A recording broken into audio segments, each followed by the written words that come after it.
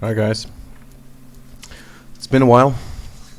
For those who want to know, um, I've enabled a repo on GitHub just recently, trying to describe some infrastructure on that you want to enable when you do microservices in .NET.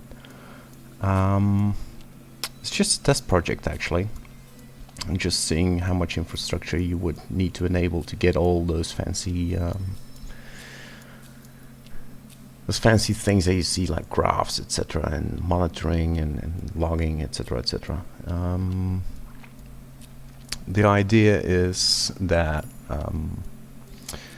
you let's go to the repo and see how it works. Okay, so let's switch to the coding screen.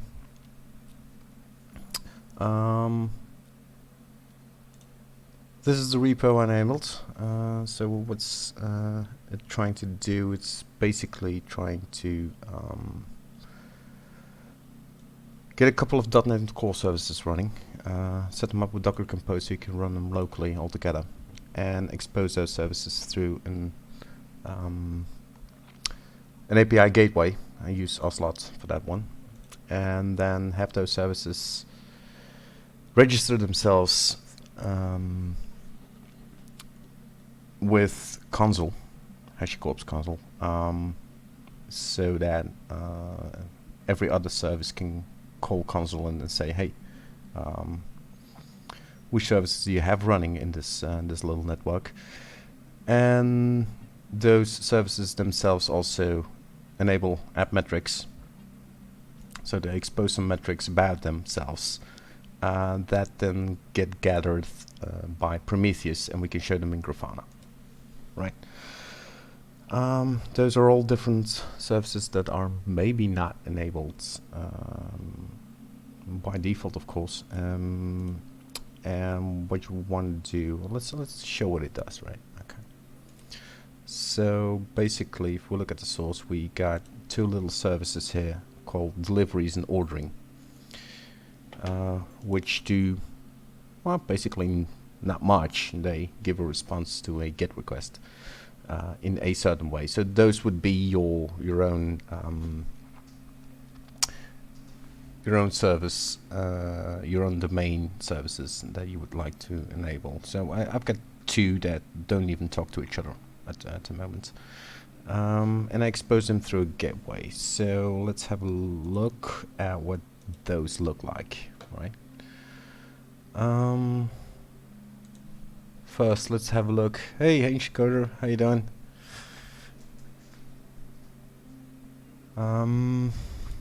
Oh, by the way, as I saw you, it's been a long time. Yeah. Well, it's going pretty good actually. Work is keeping me rather busy, so I didn't have time, and this was something that I was looking at for work actually. We've got a microservice environment running there, and I needed something for my developers that they could run those microservices locally very easily.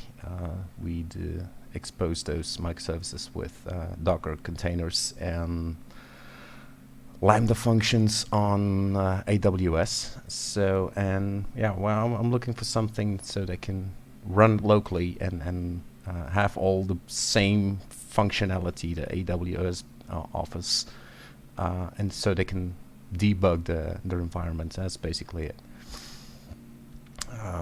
So that gives you a head up on what I'm trying to do here. All right, so I've got two little services here that basically do nothing.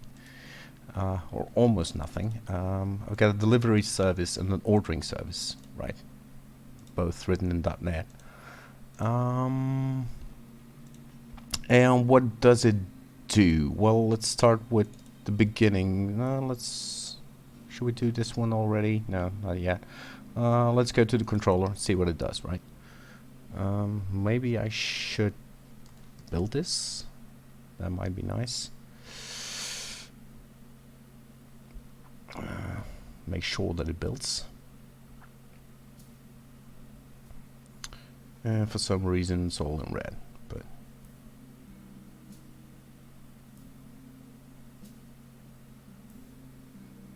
hopefully that should come up. So yeah, what does it do? It exposes a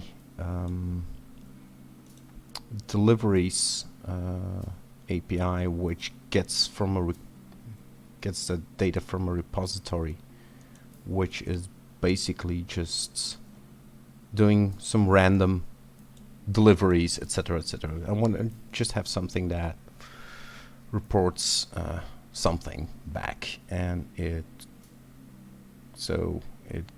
gives us. Let's go back to the deliveries controller. So if you get a set of deliveries from an order, right? Creates an order where you specify a GUID and then add some orders to that and report them back in JSON format. Okay, nothing too fancy. We got the same thing for one, right? But if you look at the deliveries repository here, it's all generated random. We're not going to a database here or something, just doing some random addresses, some random delivery thingies, whatever, something that returns. Okay. Same thing for the ordering. We've got an ordering API, which for some reason also is not updating. It's all in red, whatever, it compiles. API client, you get a client, and a client can ask for its orders. And again here, if you look at the order repository, it's all just some random orders that we return, nothing from a database. Plain simple. If we run those services, well, if we run those endpoints, they're just going to return something. Now, to expose those over an API gateway, that would mean that, and I'm using Ocelot for that one. So Ocelot itself is basically a .NET gateway that offers some load balancing and that kind of stuff. So that would mimic something like a application load balancer on AWS. So what we can do there, startup code is rather simple. Just adds Ocelot and Consul in our case, and then we just use Ocelot and wait for that. And the Ocelot configuration looks as this. I'm going to skip these three for a moment. Yeah. So whatever gets in through the upstream path, so that would mean anything that comes to the API gateway on this path will get forwarded to the ordering service on HTTP, not HTTPS in this case, because the SSL termination is on the API gateway, and will forward that request here, that GET request, over HTTP to the ordering service, and we'll map it to this URI part, right? Same thing for the deliveries, and I deliberately call it something different here. So I get if something goes to logistics, I'll forward it to the deliveries service that will be running. Now, each of these services has in its startup path that it also, let's see, configures Consul, right? And Consul is nothing more as a little package for that one in the infrastructure one here for the service discovery. So it'll, oh, no, let's go back. We get the configuration for where Consul is going to live. That's going to be... didn't specify it in this one? Yes, here it is. So this is where Consul is going to live. It's going to be in localhost, and we'll overwrite some of these values later on in Docker Compose. And this is the address that I want to be exposing under this service name, and we'll give it an ID of 1. And the other one is going to be ordering, which has something similar in the app settings, and there's going to be the ordering ID 1, so that's kind of like version 1 under this name. Right. Let's run this in a Docker Compose configuration. So, what is that going to look like? We got the ordering service built as a Docker image. That's how we build it. Depends on Consul because it needs to register there. Same thing for the deliveries, and the API gateway depends on these two services and Consul because it requests what services are running in order to get the list of services that it needs to forward. We got Consul running and Prometheus and Grafana. I'm going to skip for now. Is multi-project start? No, it's not. You can run each of these individually if you want to, but basically what I do is I do a Docker Compose up. So let's go to the service, to the correct directory, .NET services on there. I've got a compose folder, and I should be able, well, what I usually do, and I've recently discovered this one, it's called DocStation. So with that one I can start a Docker Compose project. So what I can do here is I'll start them here, and this would be the same as a Docker Compose up. So I had them running now.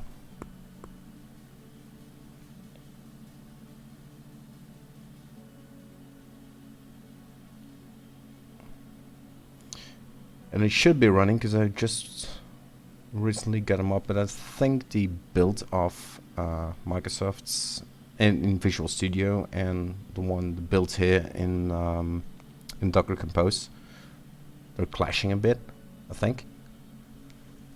We'll see.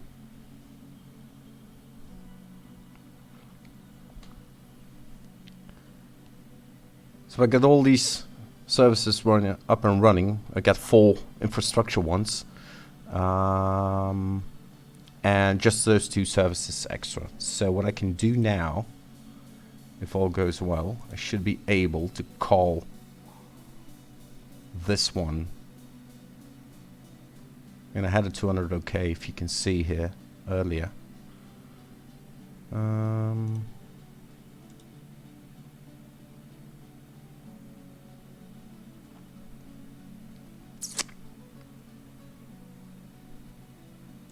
Yeah, somehow fails to get those.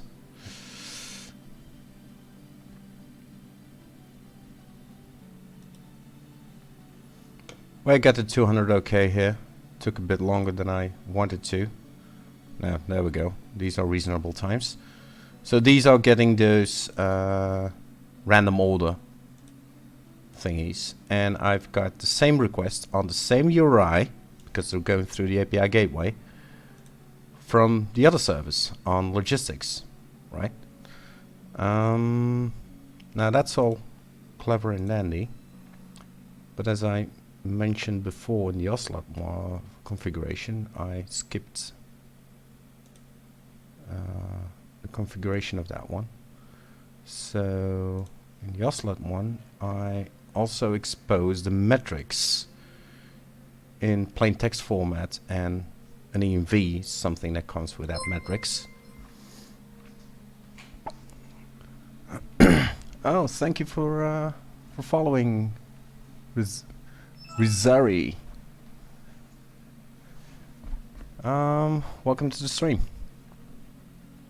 So what I was trying to do there, if I go and get those, so for the ordering, I can get through AppMetrics some data on what the service is running on, right? Same for the logistics one. I should get the same results, right? And I also expose through AppMetrics some information on how many transactions there are on some endpoints, how do they respond, etc., etc. This is all built in from AppMetrics, right? It's just getting in the package and exposing it through a through an endpoint. So what we can do with that is then go and use Prometheus to grab those metrics and then allow them to be displayed in the dashboard. Now first I want to show the Consul one. So if I just refresh this one, just been on the safe side, you see that you have Consul running as a service, but also you get those two other services that registered themselves, right? With some health checks, etc. Nothing fancy, but that means that now we can see which services are running in our network, right? That being said,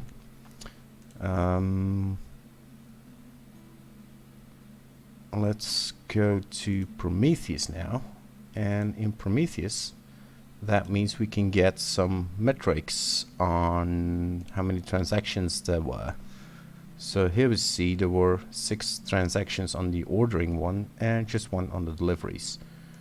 That's because I clicked once here and a couple of times. So I'm sending requests on the deliveries, I'm sending requests to the ordering service, etc., etc.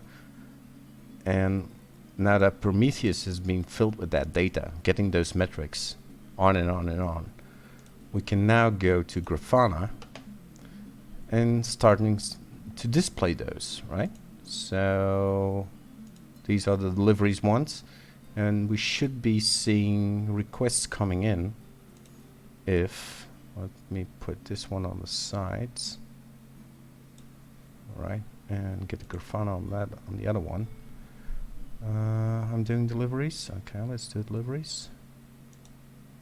And I'm sending requests now. And if all goes well, this page refreshes every 5 seconds. We should see those coming in, right? Here you see the throughput. Now for some reason this one is not. Oh, I added the server. Yeah, let's get that one out of the way. There we go. So now you see, if you keep clicking that, keep sending requests, you see the throughput. You see what actually happens, right? Now the service itself does not send that to Prometheus. Prometheus is going to get that from the service automatically, right? But because the service itself registered itself with Consul, so Prometheus now knows from Consul, hey, there is a delivery service. I can get some metrics there. Gets those metrics, and then Grafana shows those metrics in the dashboard. So I thought that was pretty cool. But the idea is to go even further now and see what more things that we can do in adding things to microservices. I got a list here of things I wanted to show and things I wanted to do. So we might add some unit tests here, because on the other hand, the services themselves and the functionality of them is not so much what I want to expose. So unit tests are more for the actual domain logic, and domain logic in this case is not so much important. In this case, I want to show everything what's around it. But I do want to show something on distributed tracing, and we'll do that probably with Jaeger or Zipkin or something like that. Some distributed structured logging, so we can see what's going on. We'll add some log lines on the services and then see them all get bundled up all together in one location in a structured way, so that if you do structured logging, then you can start querying on those logs and you don't have to skim through all those logs again. You just see, hey, give me everything that gave a 500 between that date and was from that particular service, etc., etc. And so you have a query language on your logs, basically. I had an idea on doing vault and load balancing. So vault would be a way to store secrets. So if you have database connections, we'll add the database later, and you don't want your database to be your connection strings to be hard-coded in the services or in the configuration of those services. You want something more dynamic. A load balancer, because now it's just the API gateway and just reroutes to the services. But what if you have 3 delivery services, or 5 deliveries, or 100 delivery services? Which one should the API gateway forward to? We can do that with something like Fabio, which is also written in .NET. That's one option. But I saw that, so this is Fabio, by the way, which is just a HTTP reverse proxy, and it can configure itself from Consul, right? So that's one option. The other one is using Ocelot, and Ocelot offers some load balancing as well. So we can maybe do canary deployments and just have a version 2 of a delivery service, for instance, and then just route, let's say, 5% of the traffic to that new service to see whether it's correctly up and running, and then scale up that way. So something like rolling deployments would be nice. The Ocelot, so the API gateway has some configuration on how it should route those things. Now it would be nice to get that configuration from Consul. Same thing for all the services. They can get their configuration from Consul. So all your configuration of all those services is also in one particular spot. And I want to add some OAuth mock thingy. So what to do in all this setup with security and authentication and that kind of stuff. So we want probably some IDP with identity server, maybe. Still need to figure out how to do that. We use OAuth, Auth0 at work. So I want to mock that one out because we have a rule that goes back to our user service. Add some automatic builds thingies in there, build script, CI/CD. Still need to do that. So it's a work in progress.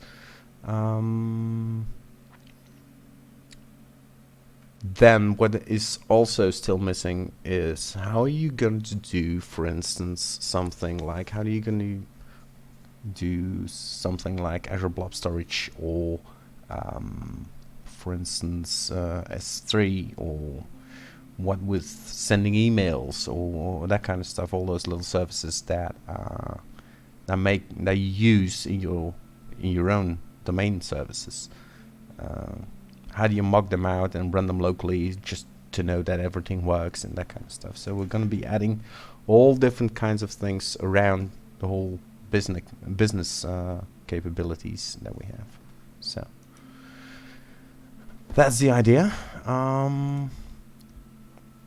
So let's see. Where are we? And which one are we going to do first? That's a whole different ball game.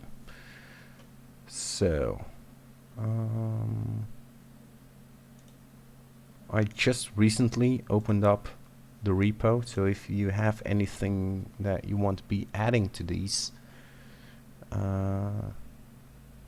let me know.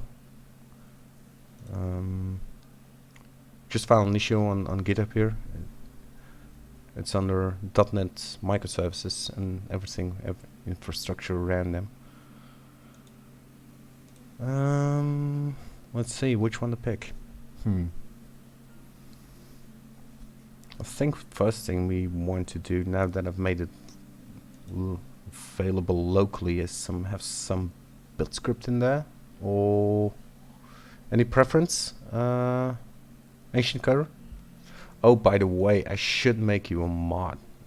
You've been for those few streams that I that I did. You've been here most of the time.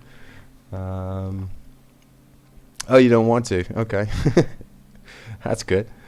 Or not? Depends on how you look at it. Let me know if you want to. You've been helpful all the time, so that's great. Okay, let's see which one should we take here from this list.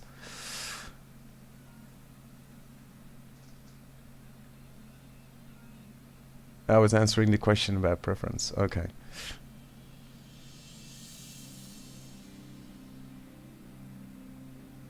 Okay, I will. Just gotta figure out how to do it because it didn't. I think you can only make someone a mod if they're on stream. I think. I have no idea. And I should even look at. Oh yeah, here moderation. I think I can add you now. Is that here? Good lord, never done this before. I think. Channel settings, etc. Yeah. Roles. Add new one.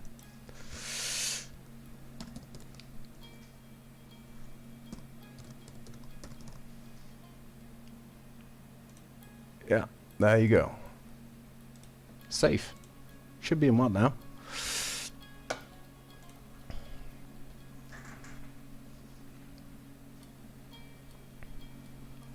Yeah, there you go. See, that worked out. Cool. You can mod yourself now, because I think you're pretty much... Oh, no, there are a couple of other people here. If not bots. So, okay, cool. So, what are we going to do? Which of these to pick? Dilemmas.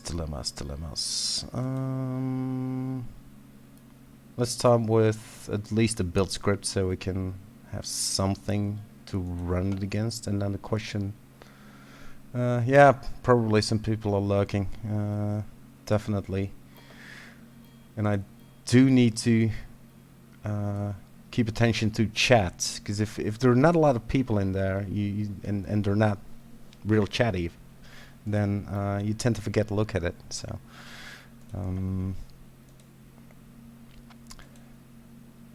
I don't mind. You can lurk as much as you want to. I'm still new to the streaming thing, and I need to keep watch of all different things at the same time, and trying to concentrate on the coding and try to concentrate on people in chat, and it's a balance thing that I still have to master. I will get there.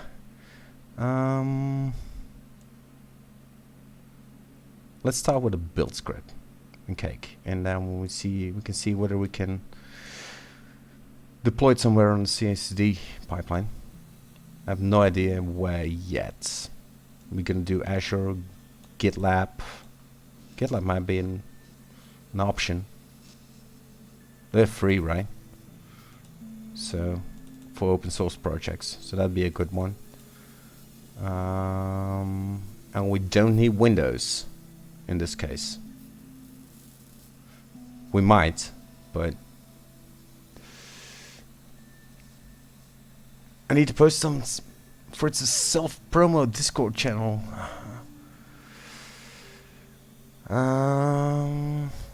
Oh yeah, sure. I could do that.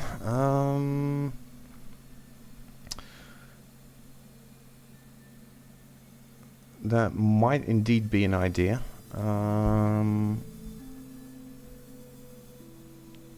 Feel free to do so if you want to. Although the big attention isn't probably not something that I want at the moment. But hey, the more the merrier, right? I didn't even know he had one actually. I'm not too much of a Discord person actually, but hey, why not? Get some people in, right? So let's see. I didn't know he had one actually.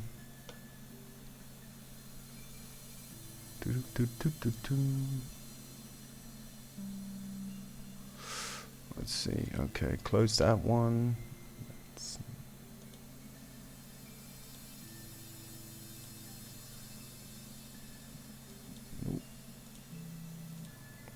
Wrong account.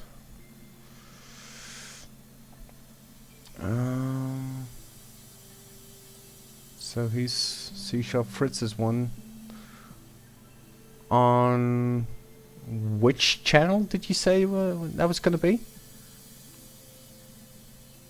In Discord?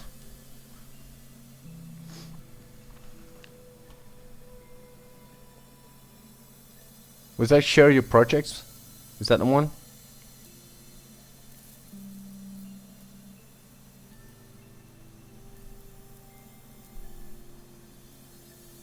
Yeah, okay. Yeah, that's the one. Okay, let's have a look.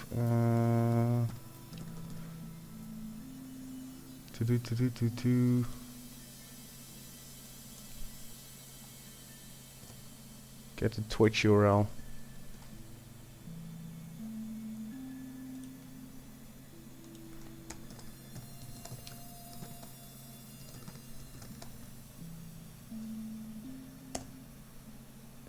There we go.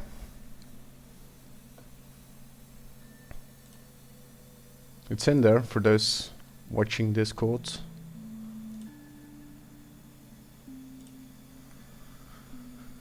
Okay, there we go. So, which one we'll probably start with a cake script, right?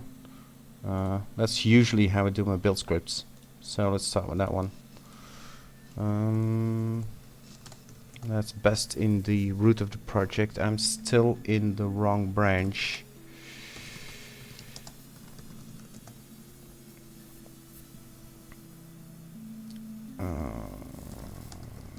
Right.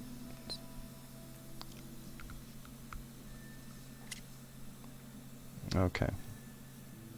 All up to date.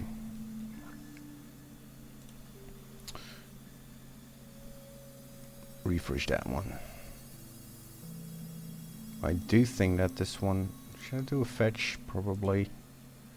Because I think it deleted that feature branch already. I've been moving some files around. Yeah, so I can delete that one. Cool. Oh, that's good. Okay. I should really... Oh, sorry. I should really keep in mind that... and sending out tweets is something that Fritz does as at the same time. I think it goes out automatically as well for me. I think I did. Yeah, letting people know that you're online, especially if you're not that frequent, is definitely something. I mean, you can start, and only the followers will get notified, I think, by default. But I do think I send out a tweet.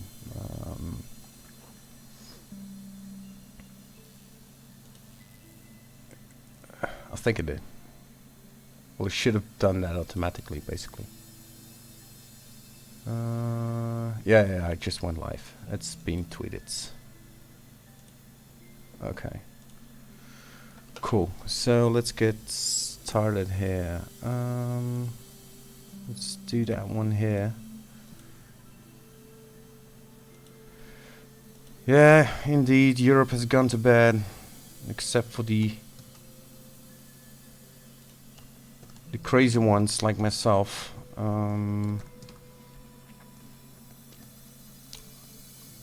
I probably don't need I only need a cake file, because I don't want to be adding the cake build thingies in there. Let's start with a built up cake. That should be enough. And I'm probably gonna steal some commands here and there. So let's see whether that runs all together. So what I usually do, I've got the .NET Global tool installed. I should. If not,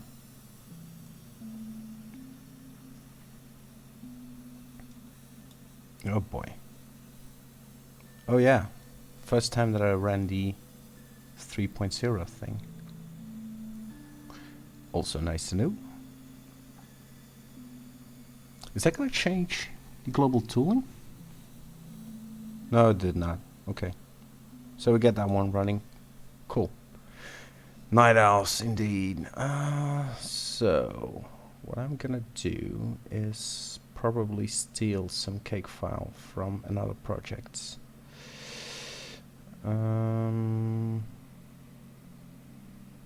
Yeah, let me see.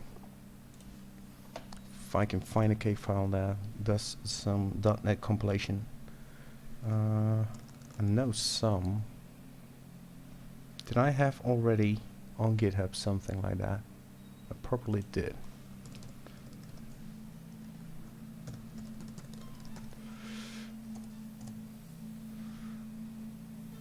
Let's see.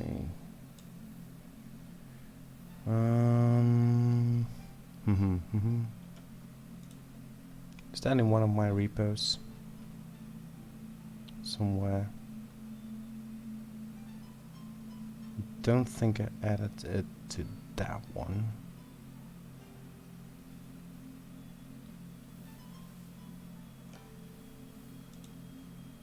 No, no cake file here.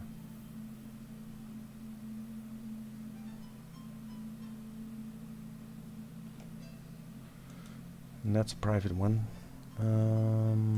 Let me see. Let's grab it from somewhere else. Because I don't want to spend too much time on something that I already did. That'd be wasting time. I know there's some code in here. And I also know that you can't see where I'm at. But yeah, can I get the raw of this one? Open the raw. Okay. So let's go by this one step by step, right?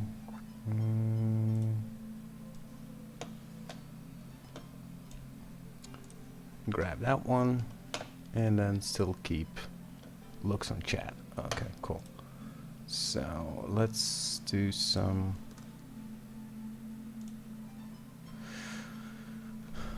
That's all good. Okay. So some other project, but not the one. I think this one was called .NET Microservices. Okay. Oops.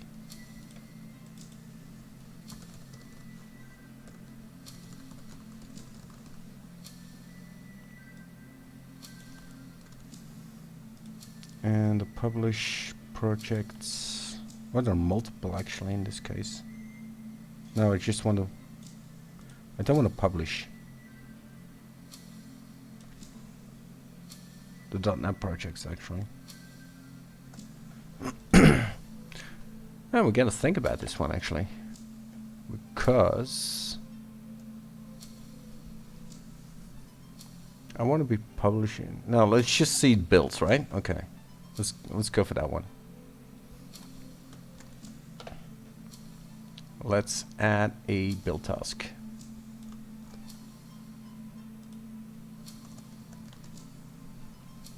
Something like that. And that should take in the solution file.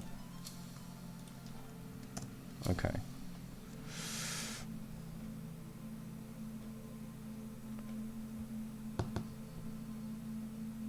Then that is not going to be running that one. No, I want to be adding these. I don't have the clean task either. Let's grab that one as well. So clean, restore, etc. Blah blah blah. Build, and I do need the restore task.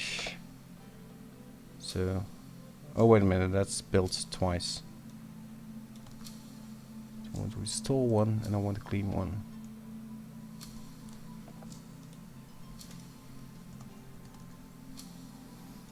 Okay. That cleans the directory, that one does .NET restore, etc. That takes in the solution file and builds it. So blah blah blah blah, and I don't have the test one yet. So, because we don't have any unit tests, and I do want to have that one as a default.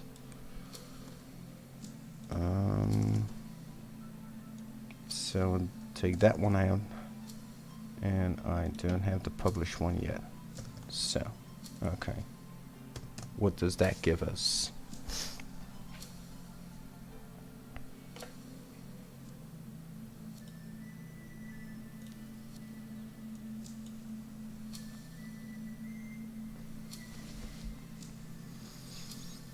Seems to compile. Does it run? Restores.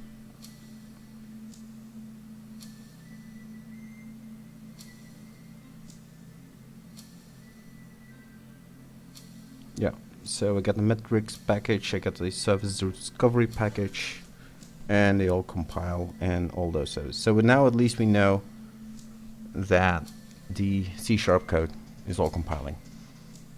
Cool. I can add, and I'll do that. Add the testing task. So anything C# project like that's gonna be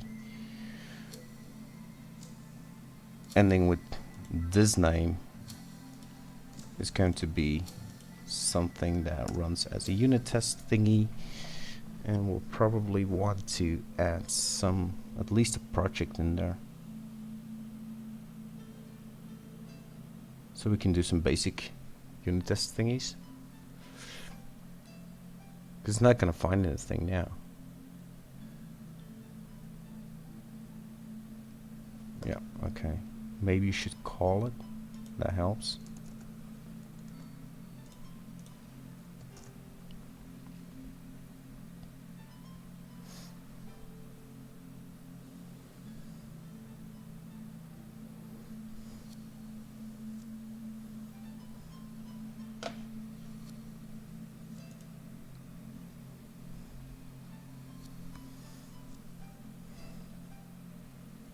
But it's probably not going to run anything. But at least I hope so. Yeah, there we go.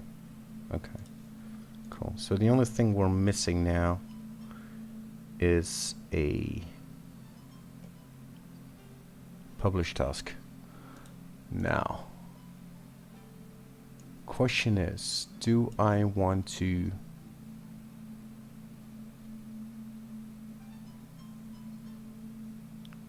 build the Docker images from Cake or the other way around?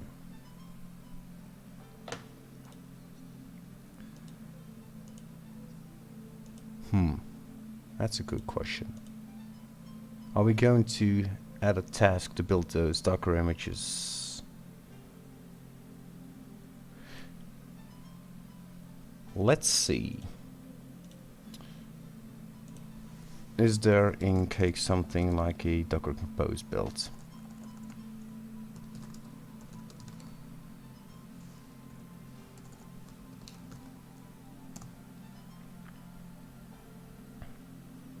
There is a Docker compose up and down, namespace, etc. Wow, that took a long time.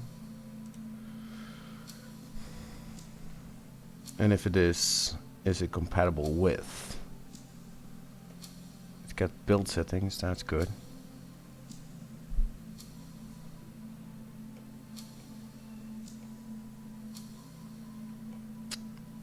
Docker Swarm, etc. Image pool download, and so we get all different kind of things to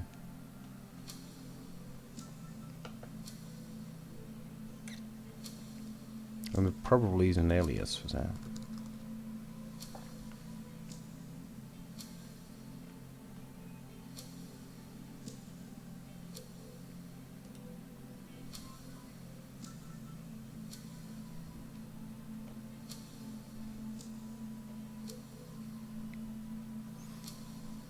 There's not too much that we want to do, basically. The only thing is, we're gonna require...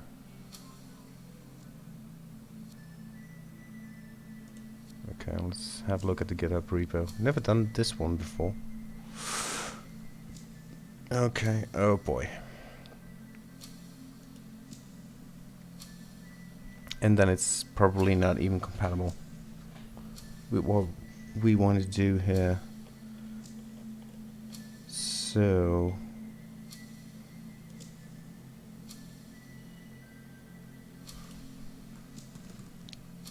that one is gonna run if cake is installed.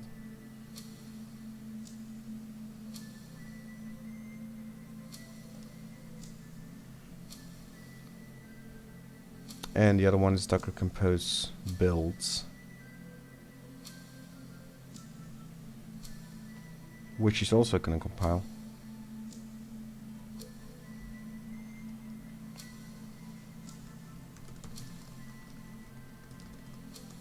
Because that's how I set the builds files.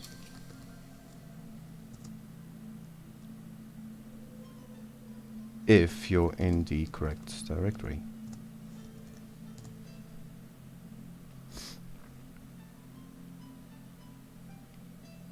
Yeah, there goes the deliveries one.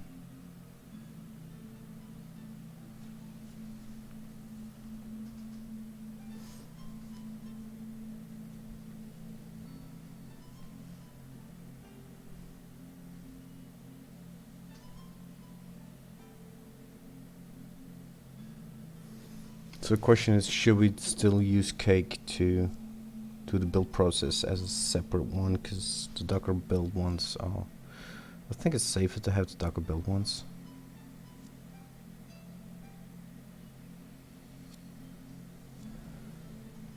Because those are the ones that are doing the whole thing, right? Okay. Okay. That being said,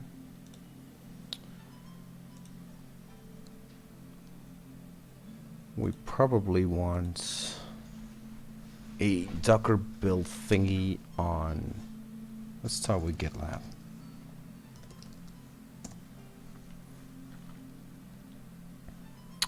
No, I don't want that one.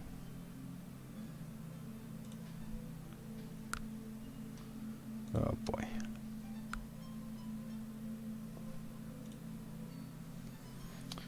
Let's do a new project there.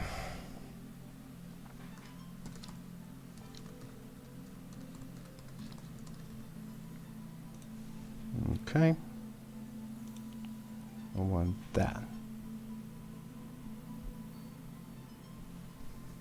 Oh, that's a good one. CI/CD for an external project. GitHub.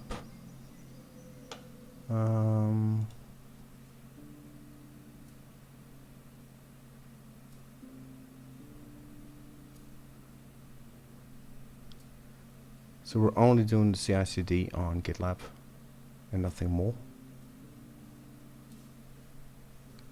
And then for some reason,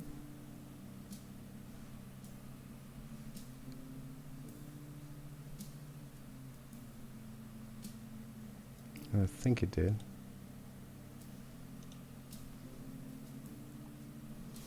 It's waiting for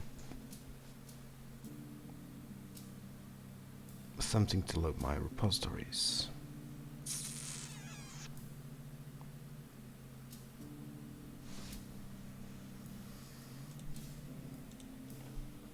Or I can add a token here.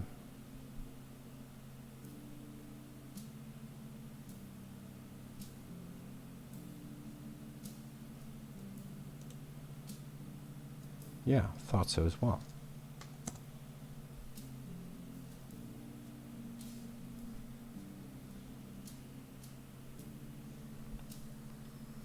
It cannot be that I have too many repositories, right?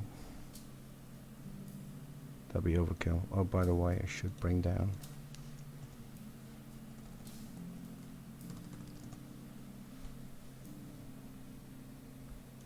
that one because it's eating resources. Yeah, for some reason it's not liking the facts.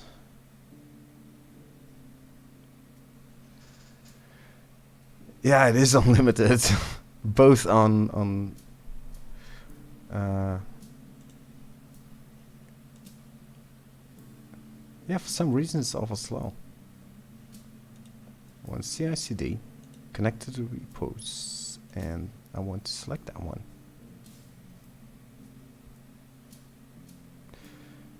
Well, no, probably you cannot have too many.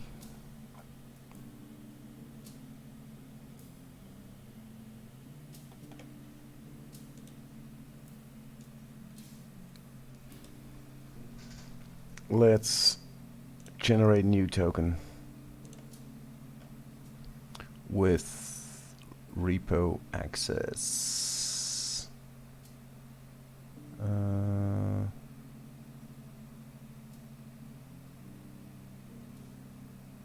GitHub package registry. I don't need that one yet.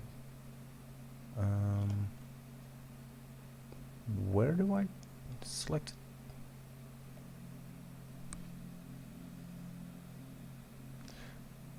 Select the repo scope. Yeah, okay.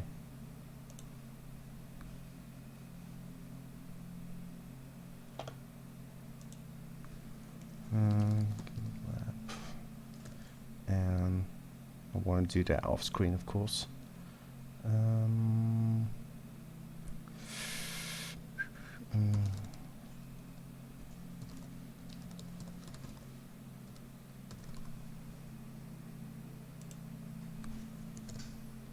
Okay.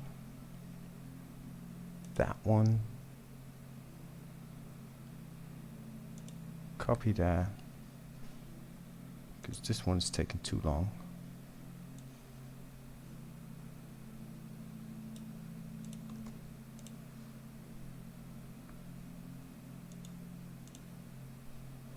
Okay, that one worked.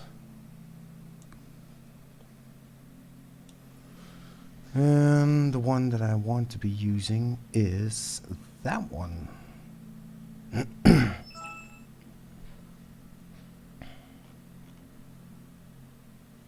Okay. So that's going to forward to that one. Okay.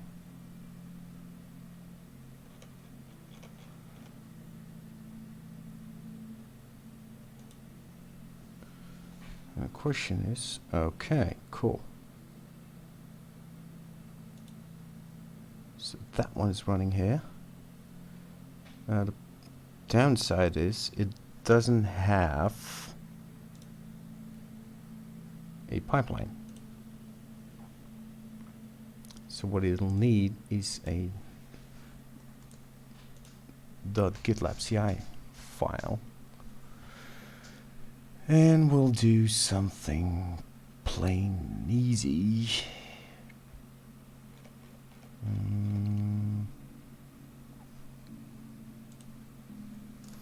Let's see. GitLab CI Docker compose builds.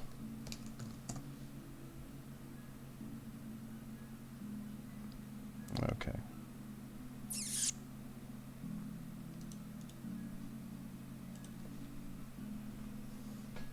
How do we do that? Okay, it doesn't have a Docker Compose thingy, so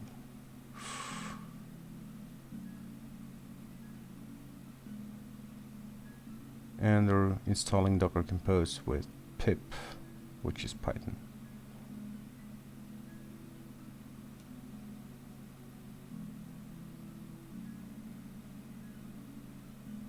Okay. We don't need to up one, we just need to build one.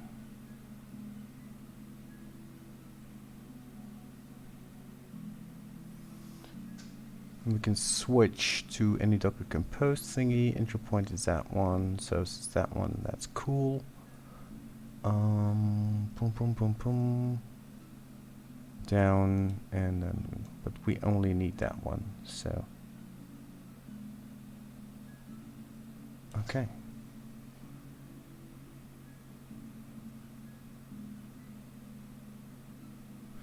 All right, let's try that. So let's undevelop, create a file. Create a new file. And we'll call that .gitlab-ci.yaml. Right? That was the syntax. That was the name that the file had to be. .gitlab-ci. Okay, cool. So, where are we?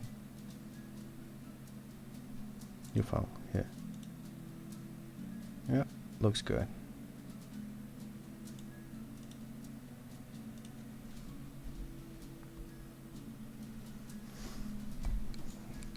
All right. So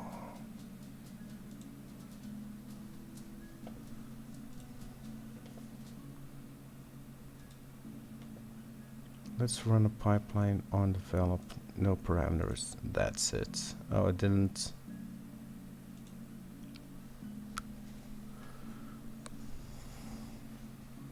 Yeah, it didn't take out.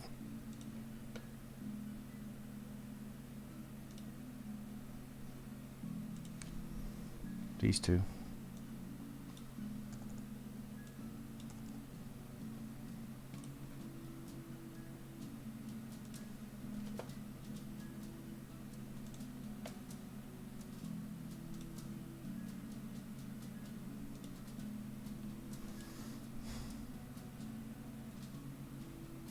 Oh, probably the one that it detected from the change, and then one from the save, and then the one triggered manually. Cool. So we got 3 running now.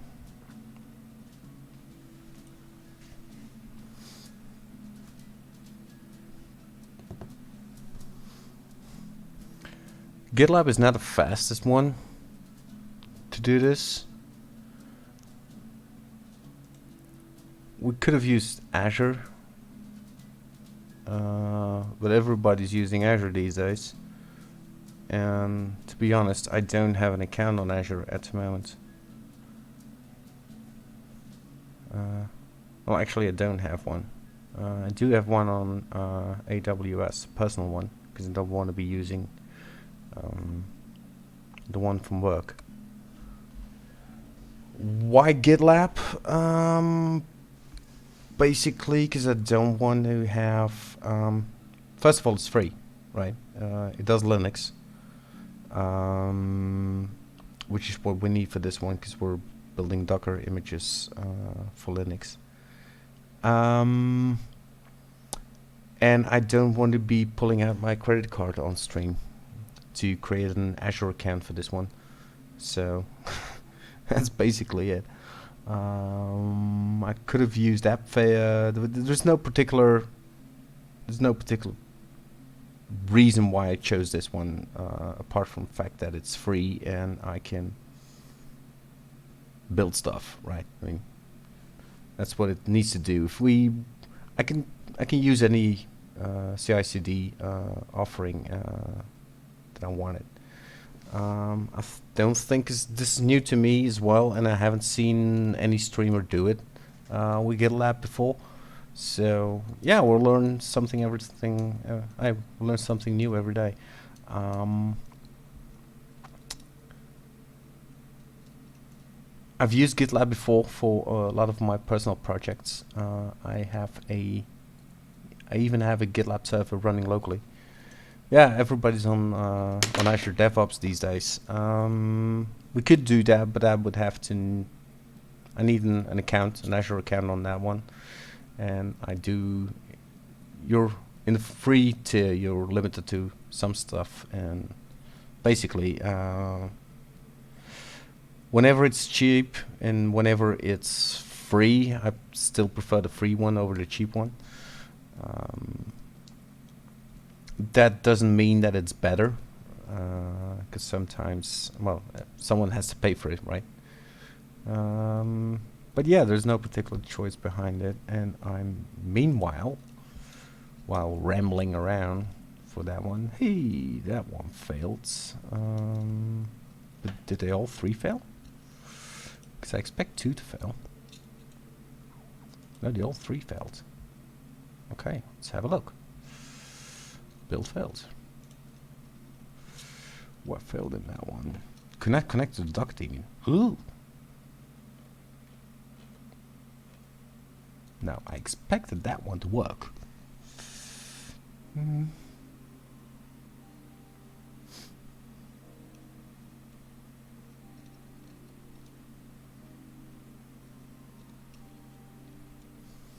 Ouch.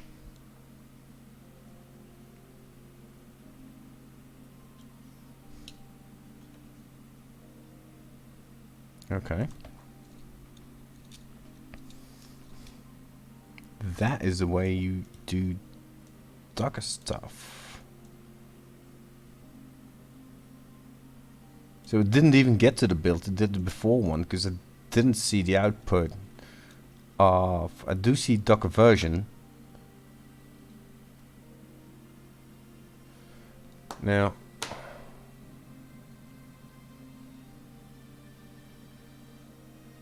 Okay. So GitLab CI build Docker image. I wouldn't even need compose if you want to, but it would make sense. And I don't want to be specifying every individual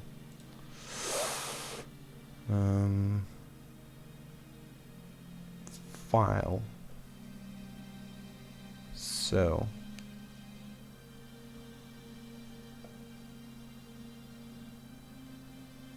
what is it that you don't no longer need to? Yeah.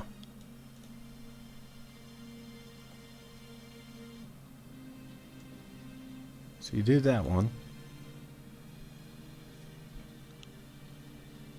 Docker driver overlay 2. Okay.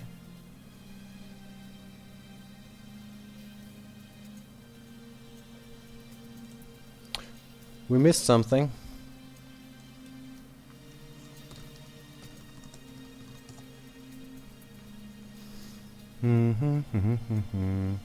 Let's try something recent, right?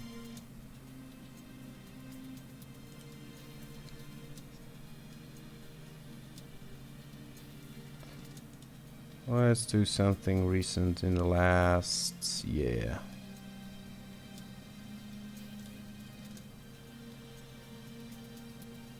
Yeah, October. That seems fair.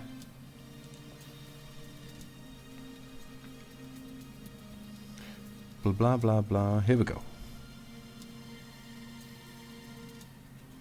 Now he's doing an actual Docker Compose install thing.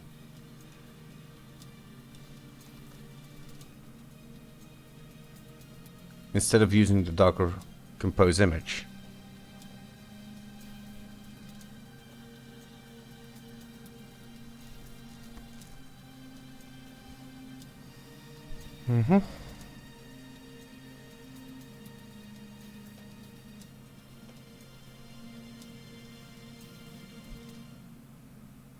Docker Compose, exec, PHP, Composer install. Oh, yeah, these are the PHP thingies.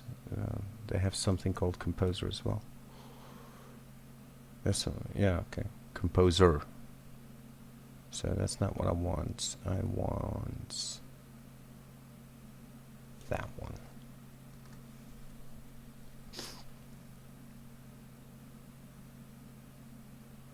Okay. Let's give it a try.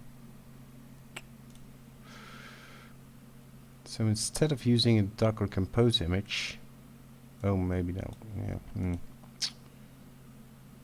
I want to be doing. Let's do the Docker version, and instead of doing that in the before,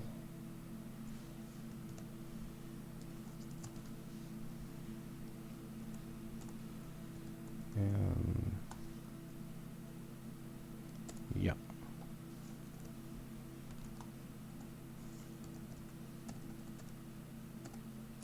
Let's try that. Oops.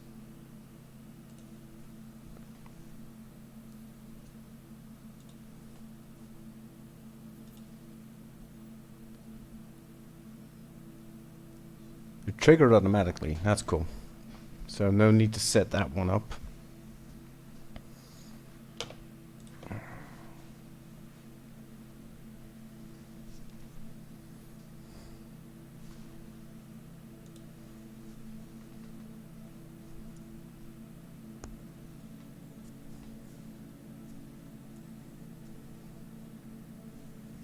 Mm-hmm. Looks promising. Hope so.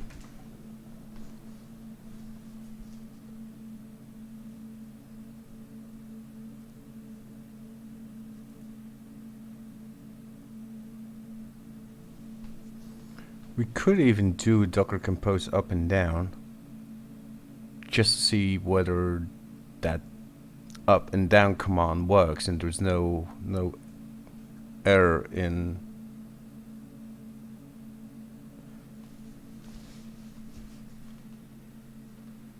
downside here with this one is that it needs to install it over and over again. Yeah, bang, there we go. Cannot even install that thing. Ouch. That's just painful.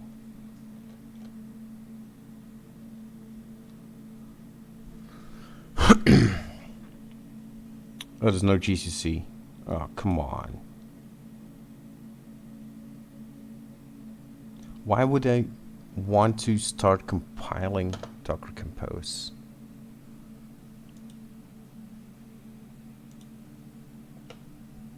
Okay, which is the version that I have here?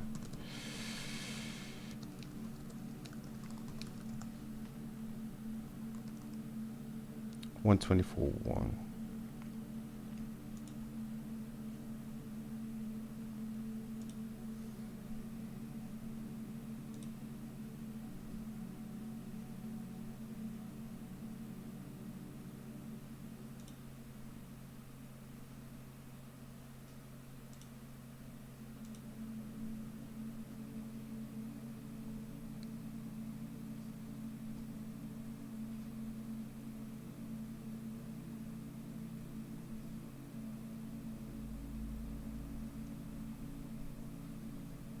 It's kind of strange actually why this one didn't work, because I would have expected it to, apart from the version.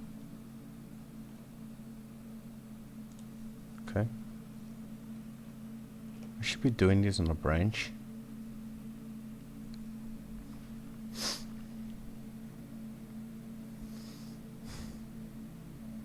I should be doing this on a branch.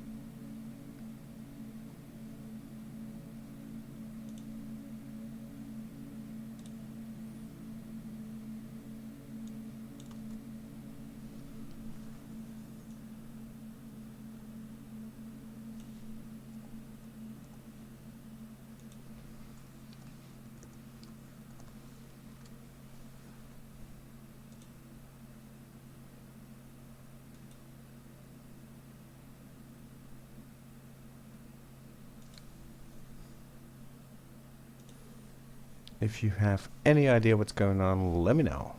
Ooh, ouch.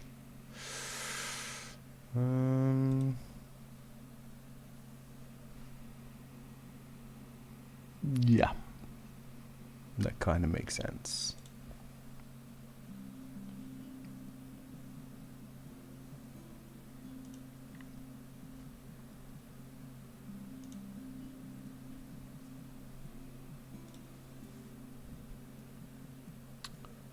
Oh, I don't want to be doing that here. I want that here.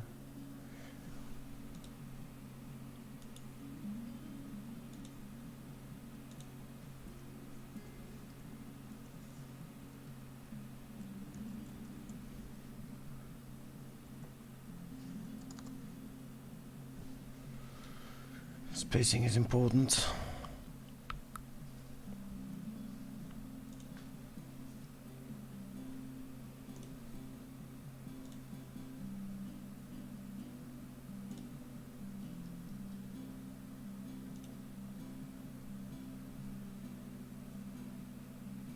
Still? Oh, okay. We're not too much off what we had on the second run.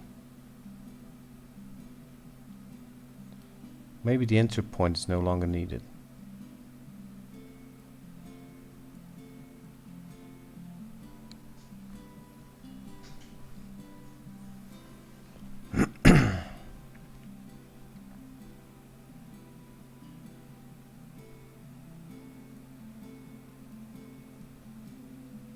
It could very well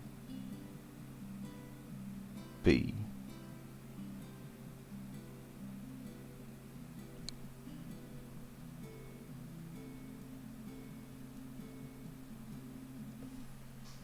Ah, come on.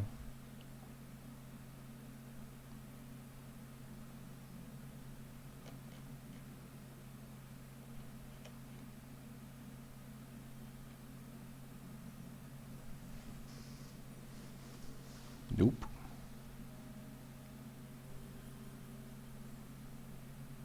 Alright, because the Docker Compose image doesn't understand the Docker in Docker setup. Ah, boy.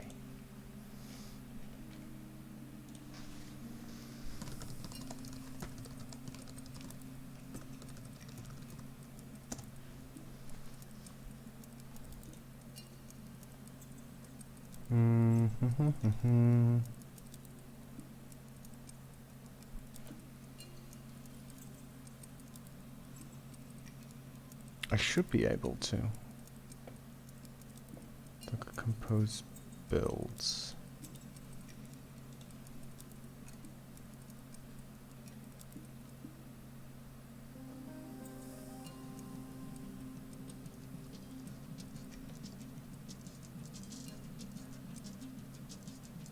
Yeah, that's have a GitLab runner thing. That's not what I want.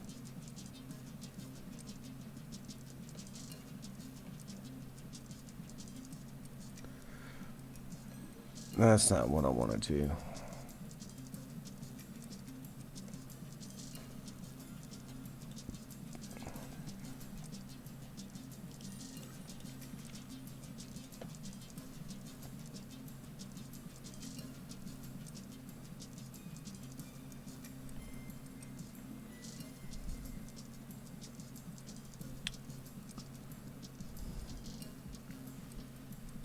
Oh yeah, sudo. That might help.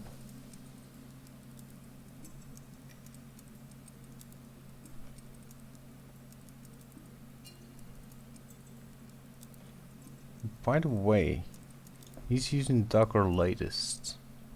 Apart from the fact that latest might not be the best idea, but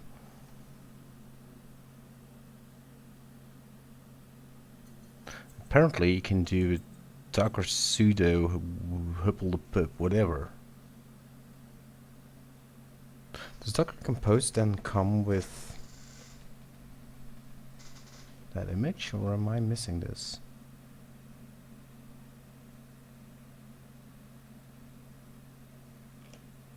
Maybe I'm looking too far.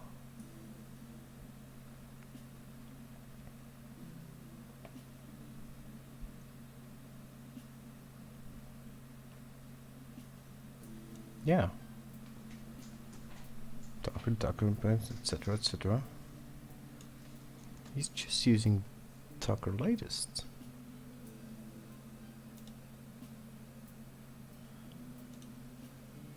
I didn't know that came with.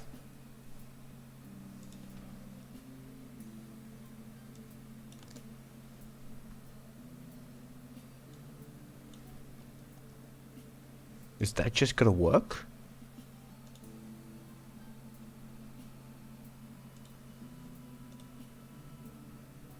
Yeah, there's the stages, etc., etc., blah blah blah. Oh, here. Yeah, same thing. No, this is the one I was missing. He's installing Docker Compose with Python as well.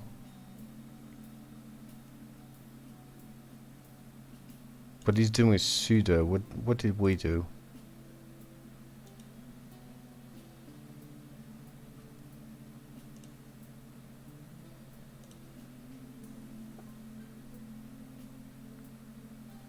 That was this one, right? No.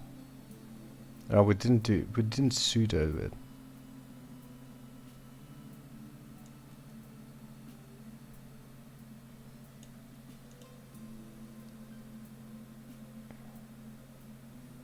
Okay. So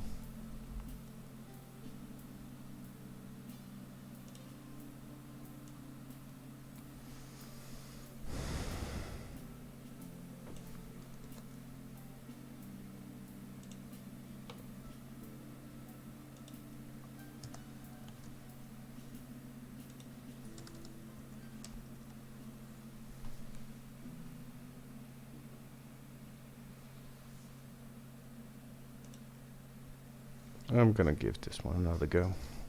Like that.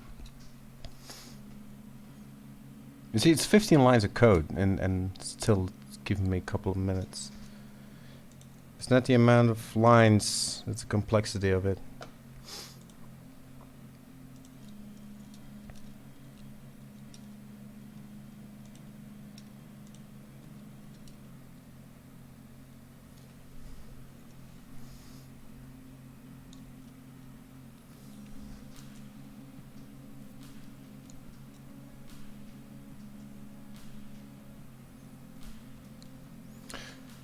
The waiting game. Oh boy.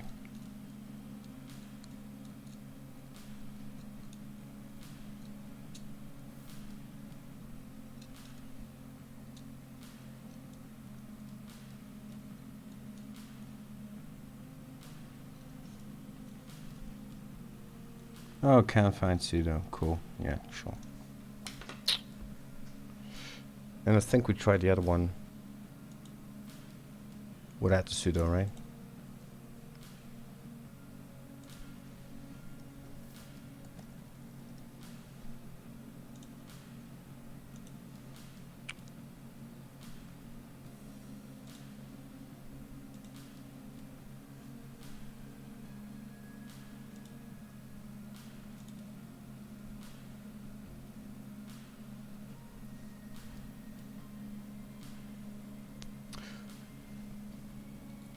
I must be doing something wrong.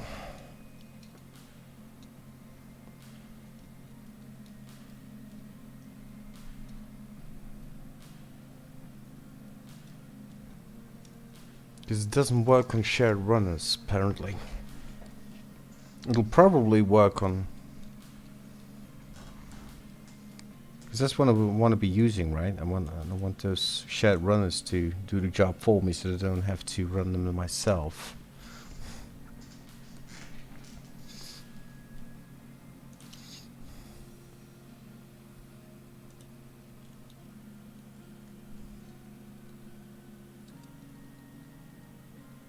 Oh, now it doesn't find that yet. Oh, God, boy. It's probably the... It's an alpine image. Probably. Yeah, okay.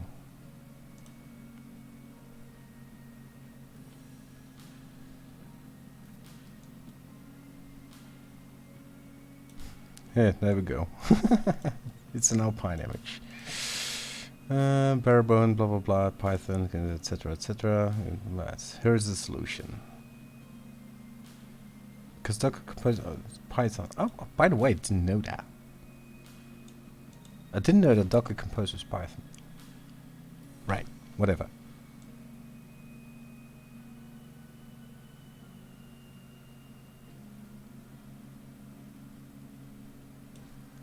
Okay, so let's steal.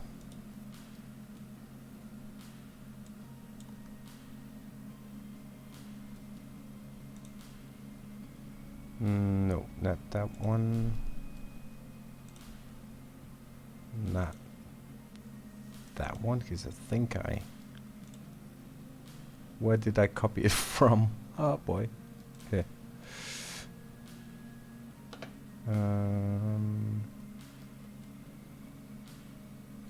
No, that one.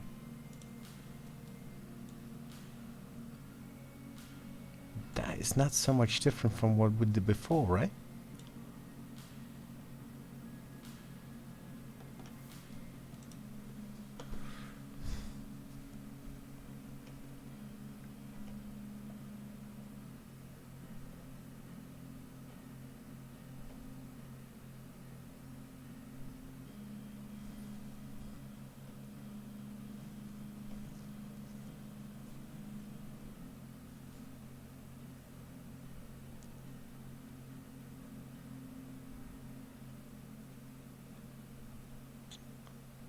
Okay.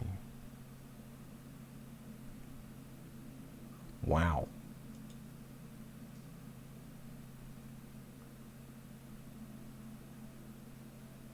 Oh, it's a Python 3.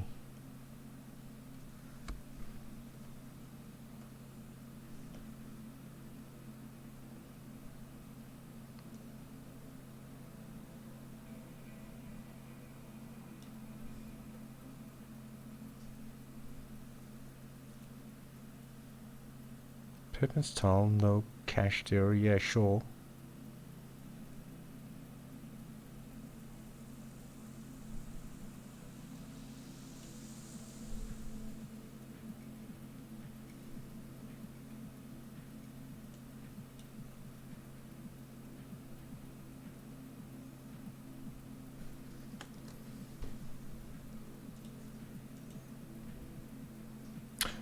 Oh, you know what? If from Docker thing that I had before, it's not gonna work because in Compose can have Docker in itself.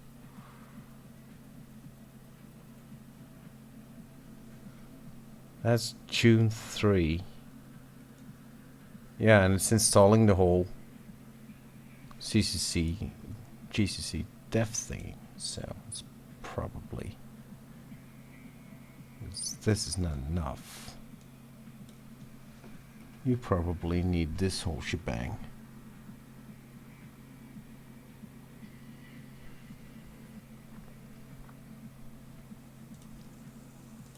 And then you do want to add the no cache there as well.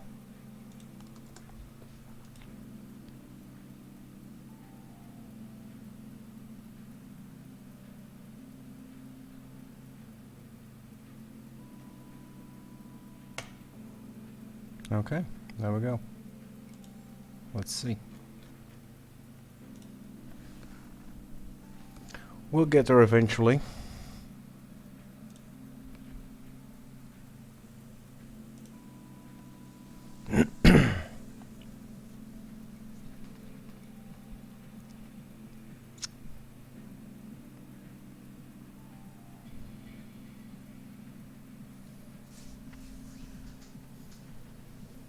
Oh, by the way, Ancient Coder, how's the sound actually? Because I've been fiddling around with it a bit before, because after 5 months offline.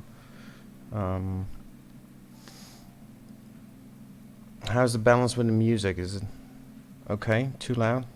Too soft? Perfect? Okay, great. Because I remember that in the beginning being like, wow. it was kind of hard to play to find the right balance actually. And I've been offline for, well, I've been offline streaming for about 5-6 months, and yeah, your whole setup gets screwed up. So if you then start again, it was kind of scary again to do it again, but yeah, I'm feeling relaxed already, sort of.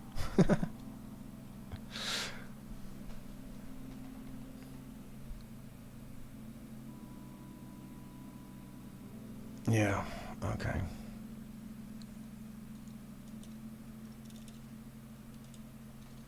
Yeah, the thing is that, thanks by the way, I've been playing with this for some time now, and the build is not so much the most important part, but it's more about the architecture and the infrastructure around it that I was trying to demonstrate. Getting into build was not so much purpose of today's stream, but yeah, well, at some point you have to. So, and it's nice to know that if you're checking something that's incorrect, that it's checked right, it's verified.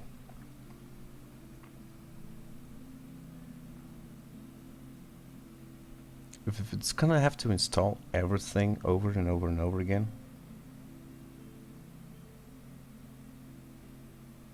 that's gonna be painful.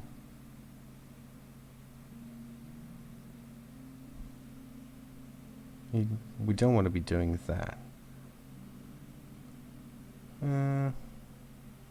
Yeah, but now we're in the incorrect, because it did have a 1.5. Yeah, okay, perfect, cool. We're getting there. Because we're not in the correct folder. So, edit once more. And I want to cd into compose. That's the folder we named it, right? Because this is where my Docker Compose files. You see, and now it has to install Docker Compose over and over and over and over again, and kind of wondering if there is nobody who has Docker and Docker Compose in a Docker image, because then I just can use that one and that's it. Docker with Docker Compose in it. Should be someone, right? Yeah, here we go.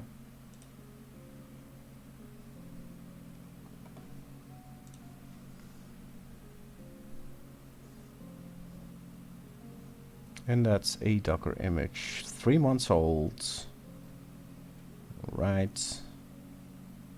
And that's the one. Bam. And there is a Docker Compose image, but Docker Compose doesn't have Docker Compose as the entry point. Yeah, which makes sense, because you cannot run anything else from blah blah blah. So what they did is that, oh wow. And then installing the whole shabam, and what you can do now is, hey, there we go. Chick. Bang. And this is what we need. Now, on the other, I'm gonna do this. I'm really gonna do this. So, instead of doing that and that, I no longer need these. I maybe do want to display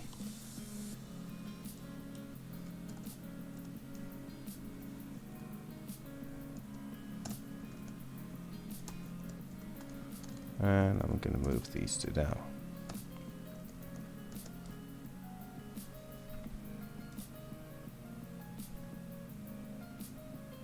Log into them with, okay, so it can get it from the GitLab CI thingy. I think that looks a lot cleaner to me, and it's gonna be faster because I don't have to install everything myself again. So the build that we want to be, I think this one should even finish before the other one, if everything is correct.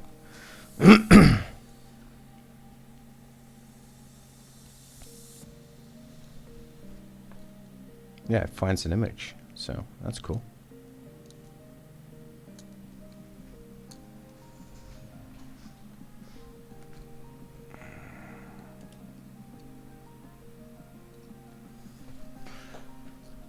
So if that one builds, can I have some feedback in GitLab, in GitHub? It gives us results of the builds or something like check thingies.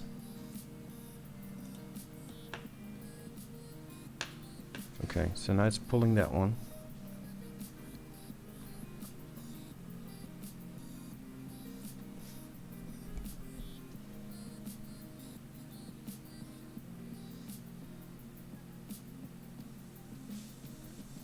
Cool.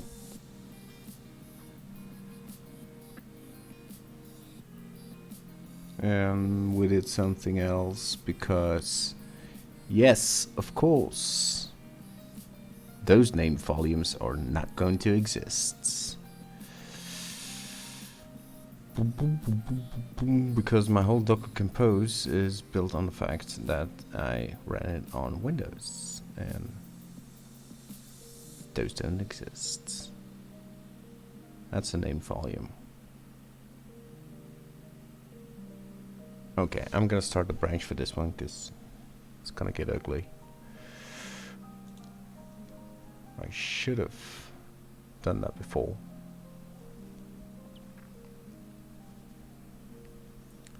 So let's pull this one in.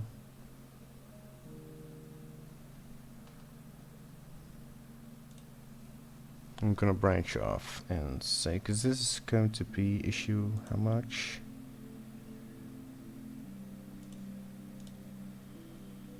I think it was 14, right? 16.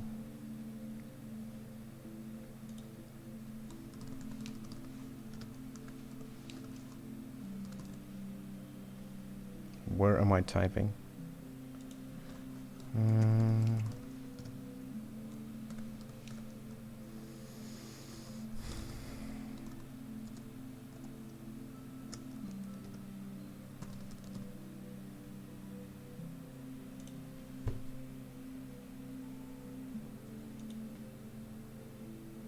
Okay.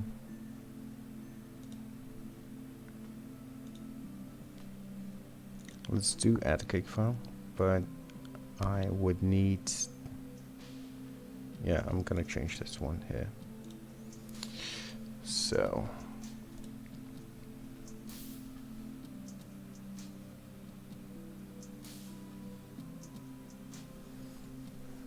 the funniest thing is how I'm gonna test this one.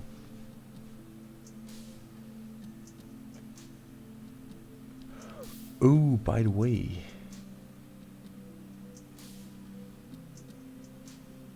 no, it is finding the overrides, because otherwise it cannot.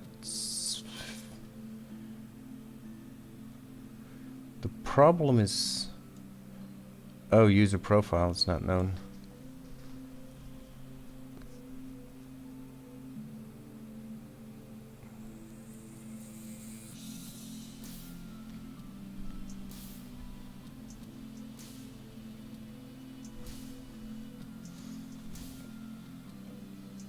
And it's probably gonna have some problems with the first one it complained about was, but that's the first one it's gonna build.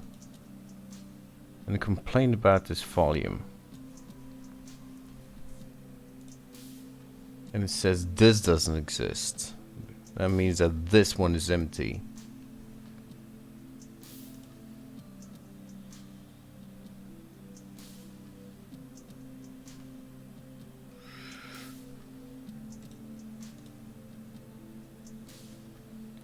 These values are not set.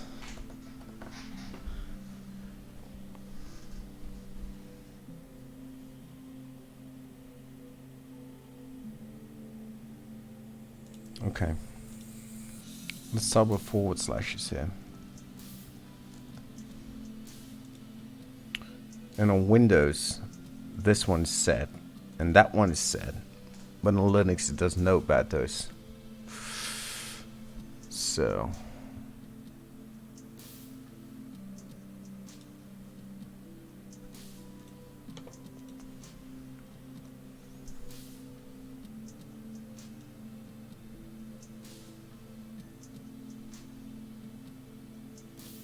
you update the one as well, right? Yeah.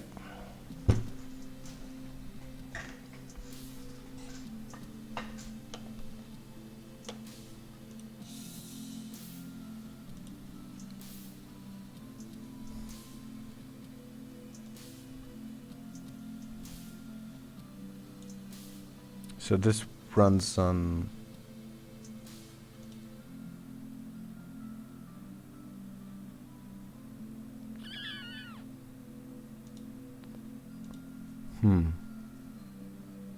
how are we gonna fix this?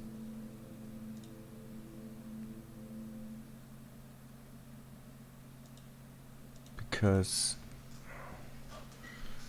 sure, we can get the home directory here on Linux, etc. Blah blah blah. But how is that gonna work on the built environment?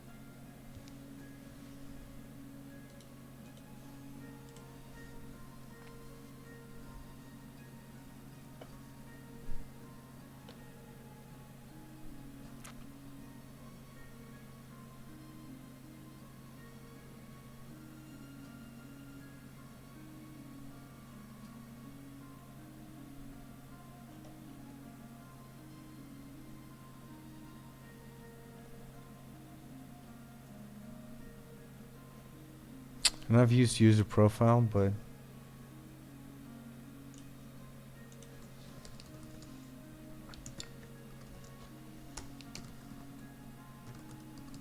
that one probably doesn't know about that one, and it's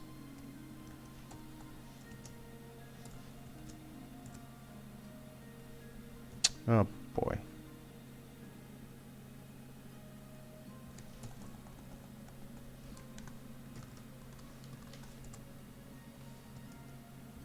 What was it again in PowerShell? This command, right?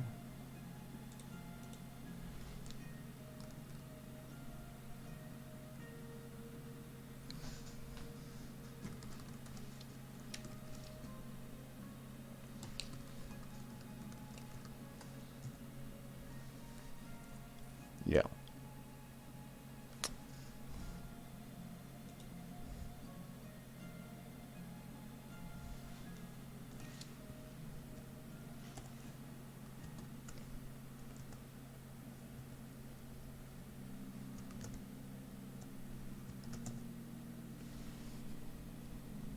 But I'm not using Power. I mean,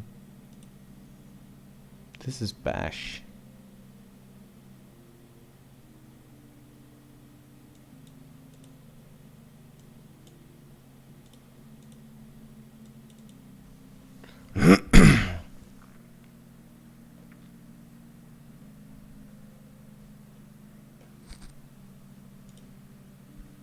So, app data.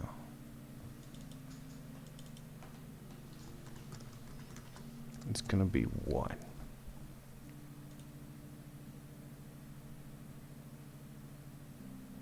Yeah, okay. Here's someone with the same problem, apparently.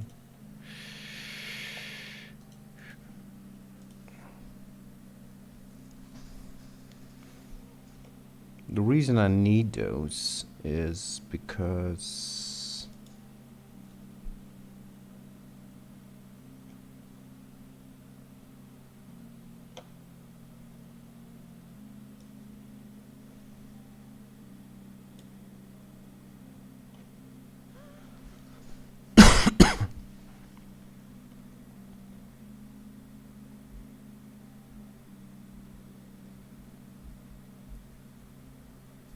Okay, this is on a Mac.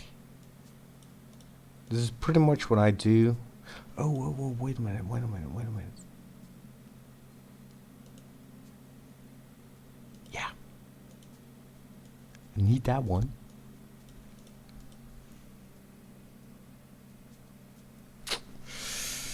Okay. You do need to run all your steps. So.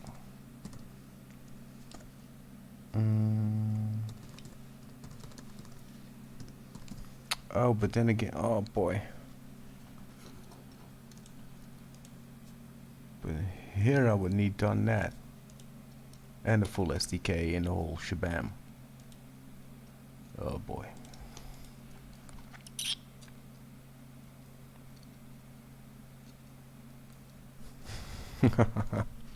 It's getting more complex.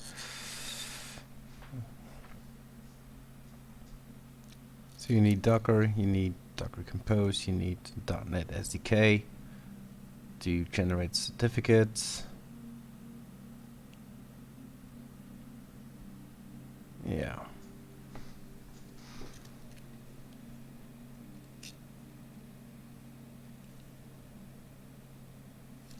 It seems I'm going to be needing my own Docker image with the whole build tool thingies in there,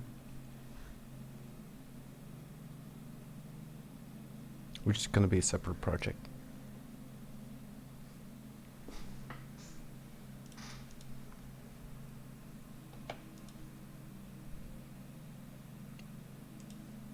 I cannot run this.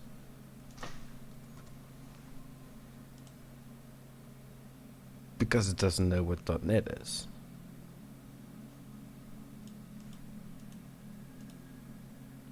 In that image.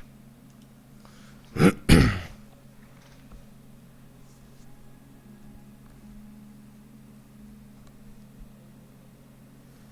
the other hand, I think it would be easier than to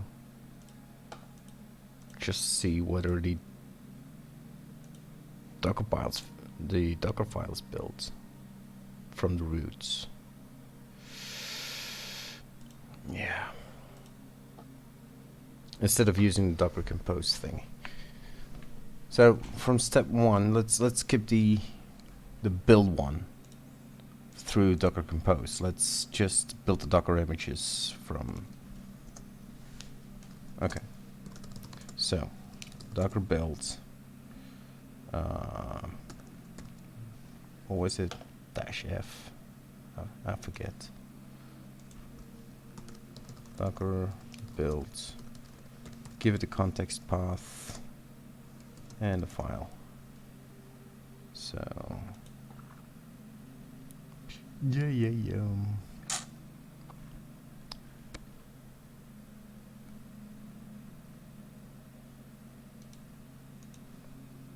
I can't, but build -f and then the location. So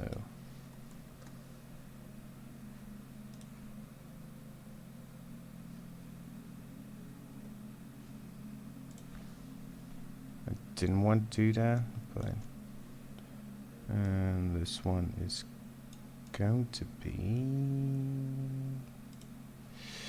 SLC services dash API. Let's go API gateway. The reason why I don't want to be doing this is because I'm specifying projects here, and what I wanted to do was not having to do that and just say, hey, build, right?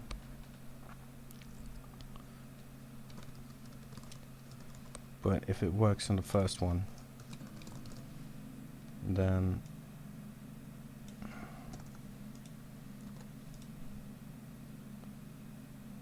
okay.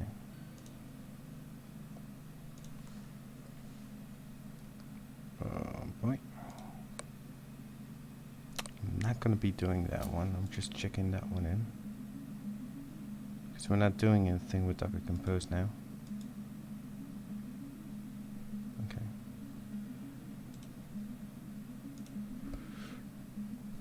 Ooh. Okay. Mm.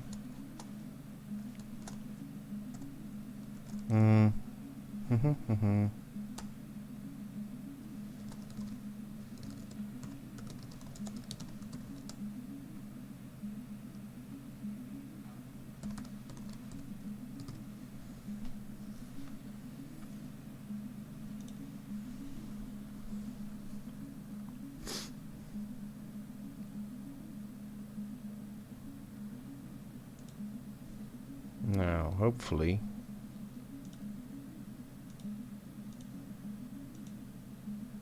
This one picked it up. Yeah, okay.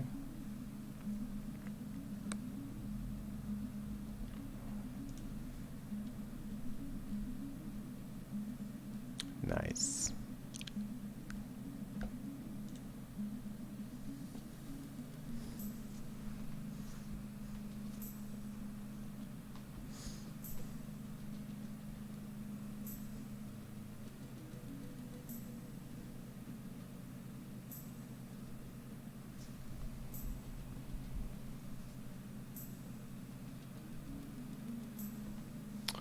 Oh, by the way, just for fun,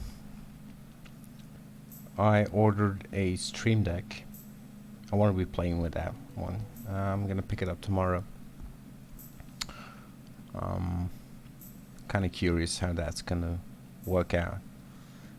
For the moment, I didn't yet like really play with all the whole streaming whistles and bells and things that most people do. Oh, okay. This looks promising. Because this is doing the builds. Apart from the fact that it's gonna have to pull in the SDK over and over and over again, but hey.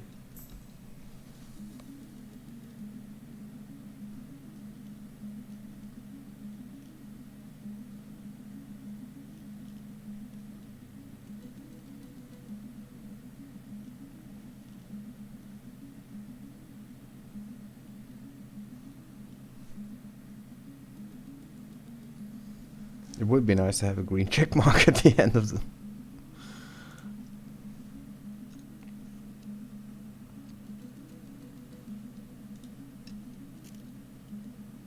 Yeah.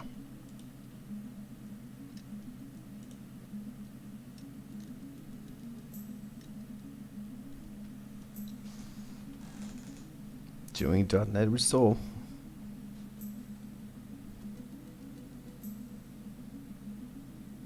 Okay.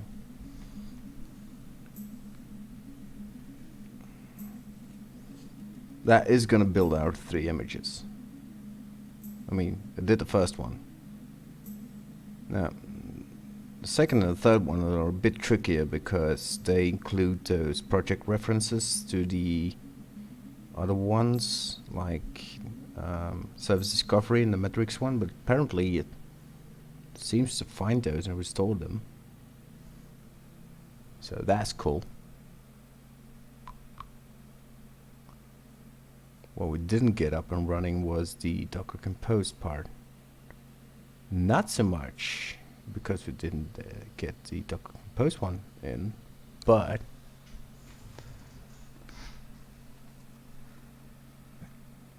yeah, Stream Deck is gonna be useful. I think. We'll see. Otherwise it'll be just standing on my desk here gathering dust if I never use it. But I'm not like Fritz who's playing with sound effects and all that kind of stuff. I'm all about the code. Yeah. I prefer this one to work over getting some horses as sound effects.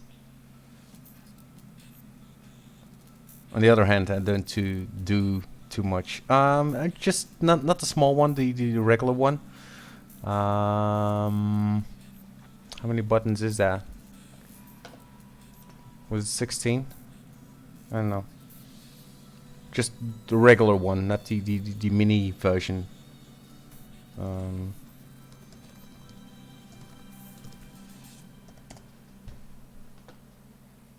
you have the small one where you just have 6 buttons. Is it 10 then? I don't know.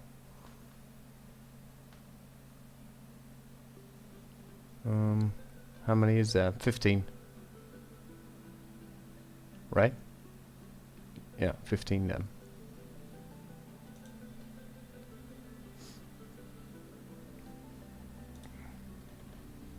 That should be the regular one, right? Yeah, it's 3 rows, 15.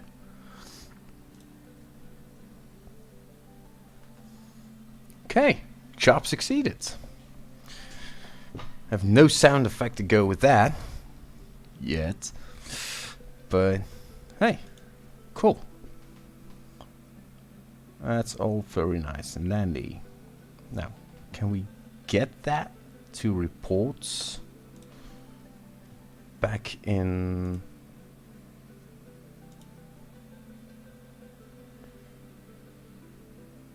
So that one looks good, but it would be nice if we get some sort of report here back in GitHub.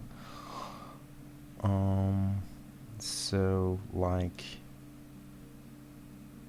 I'll do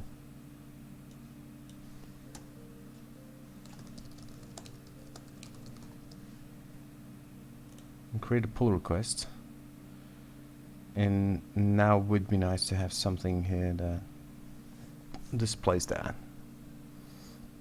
GitLab successfully ran that.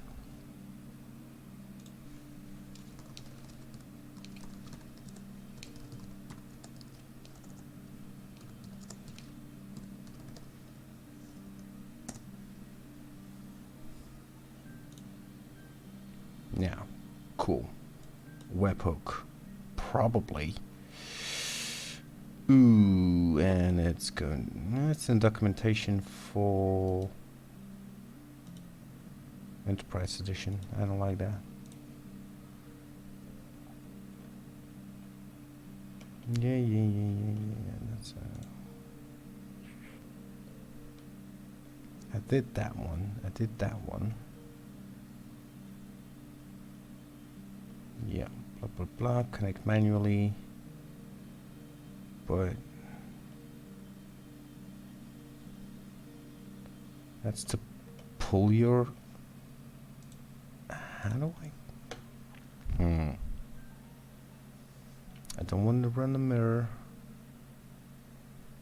I just want build indicator, status indicator. That's for those little batch thingies, right? Okay, not that one.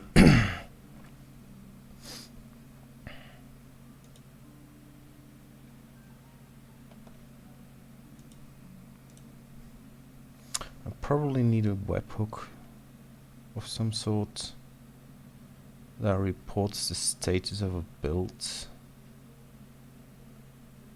based on the branch.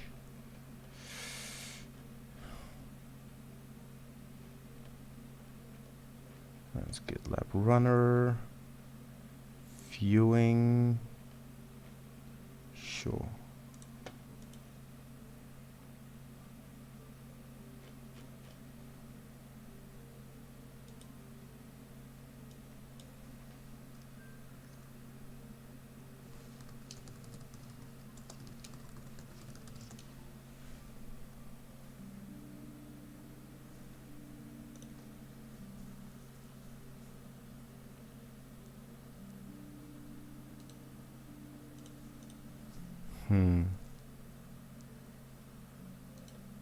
That's importing.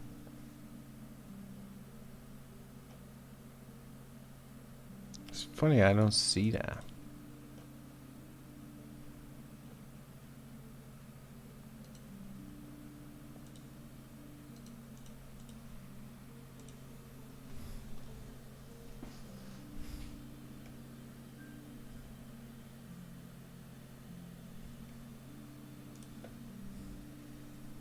Yeah, that one.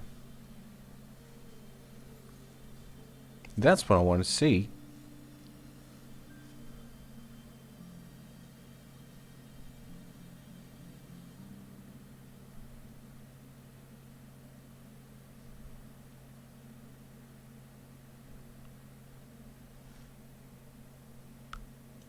Ouch.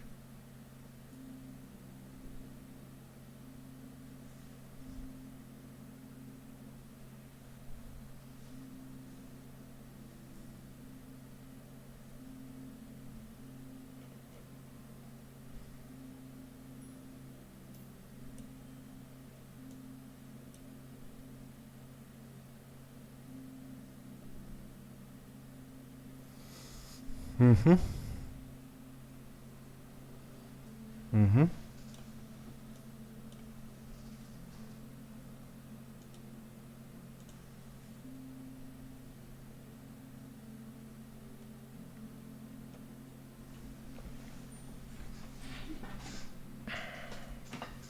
But that's...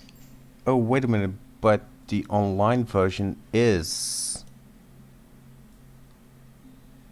a integration.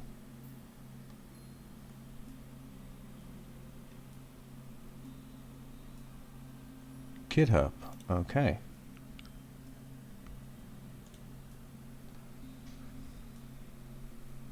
I just displayed my token. Oh boy.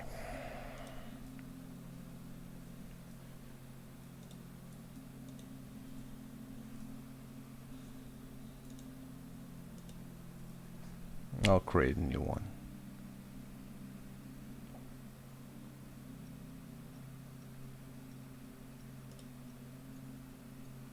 It does show them. That is so perfect.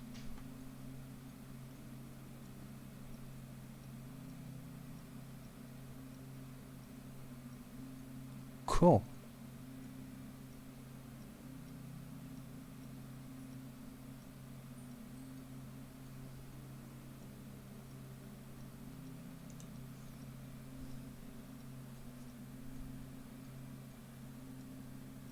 So we got the basics, right? So I'll merge that one in. I forgot to say that it... Yeah, didn't close automatically.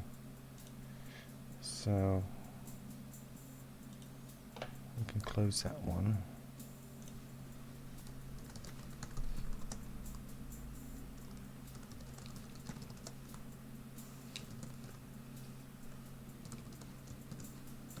What was it? 18? Yeah.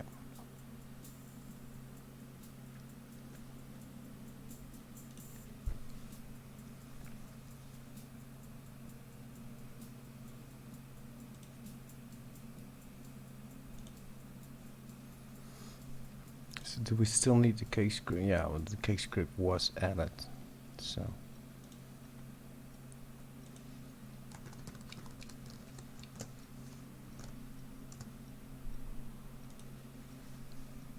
good enough.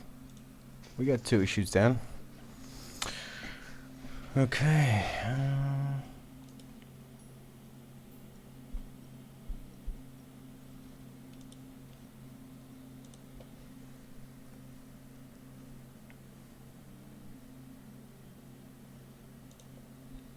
Cool. So what do we want to do later on?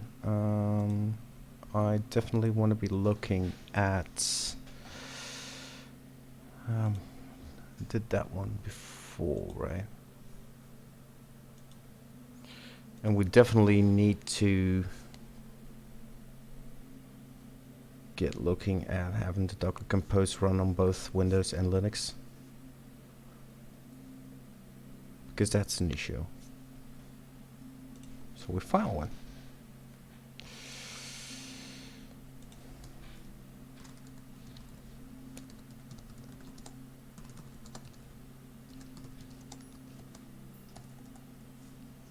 Does not run on Linux.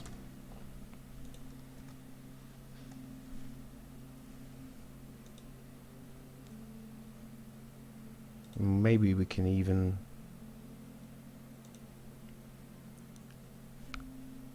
display the failing pipeline on that one, because I think it was the last one here, right? Okay. Is it this one? Yeah.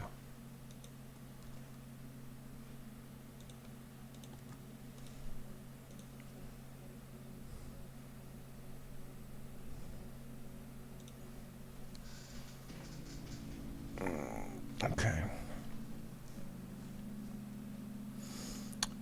So what I want to be doing is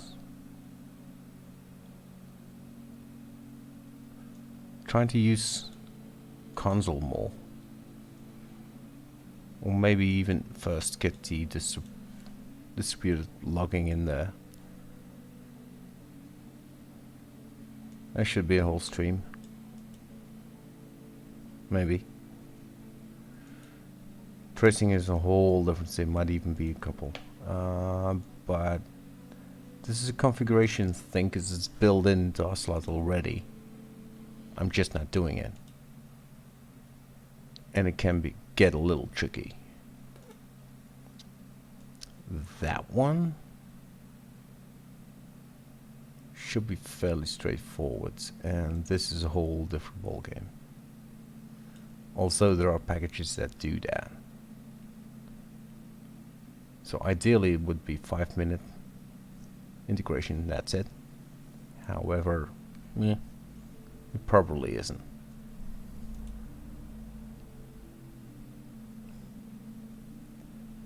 Now this one I already did, and another one. The only thing I needed to do was... Okay.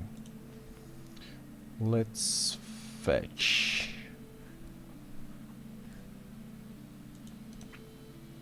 Pull that one in.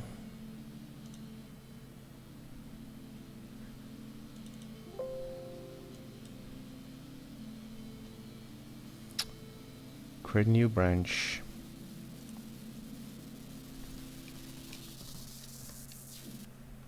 $14 was it?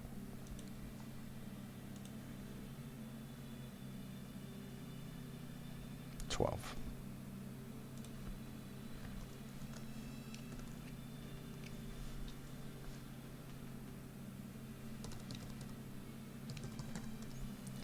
Configurable Ocelot.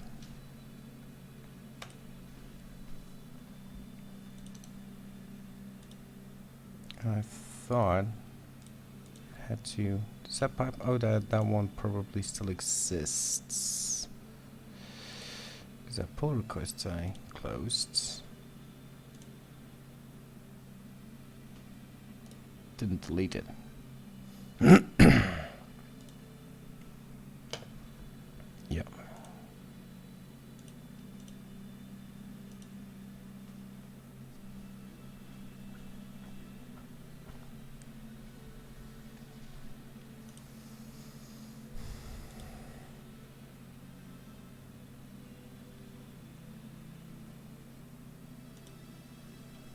Okay. So I create that one. And which is my open? Okay, discard it. That's for the other issue. Alright, so basically what do I need to do? Let's open Visual Studio here again and say that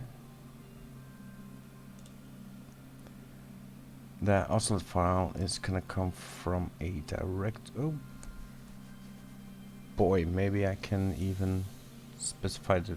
Yeah, okay, let's go. I did it differently last time because I was mounting a complete folder in there. Maybe I don't have to. Maybe I can just mount it in Docker Compose, and I'm probably better here. Where's my API gateway? Here it is. And say that I need to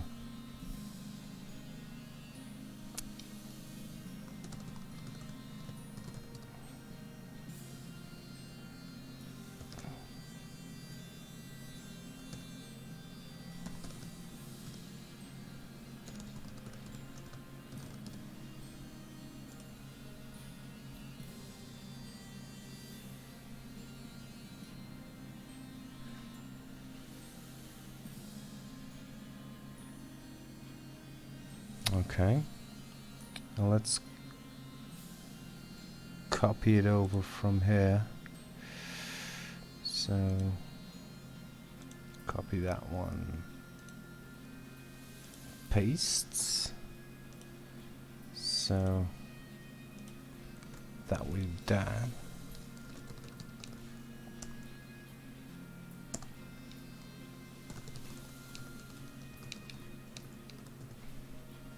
Oop. Okay, let's fire it up.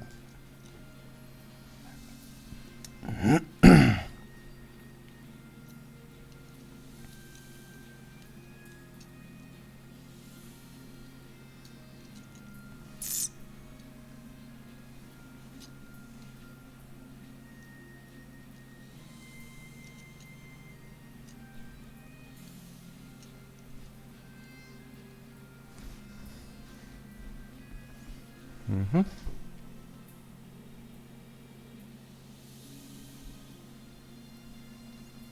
So if I were to change, let's say, change it to that.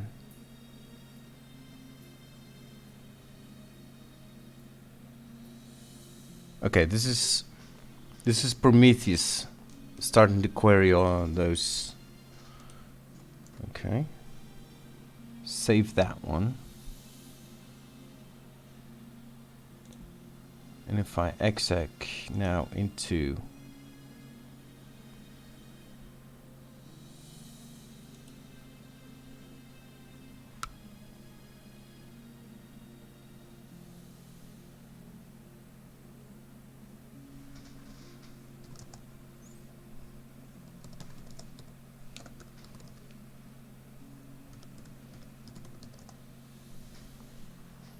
no, it's still logistics.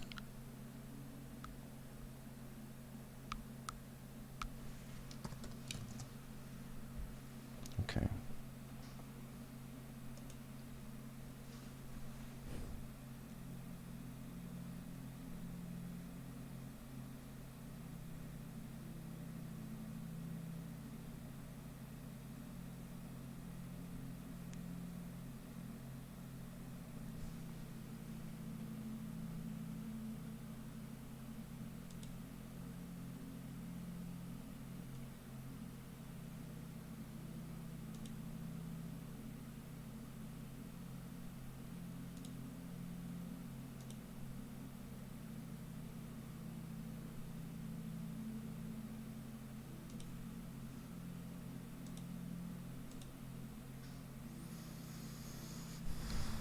Hmm.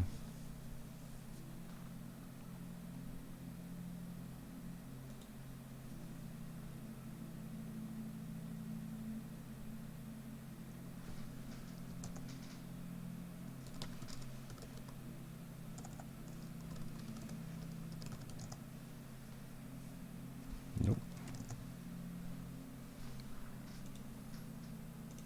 Let me clear that one.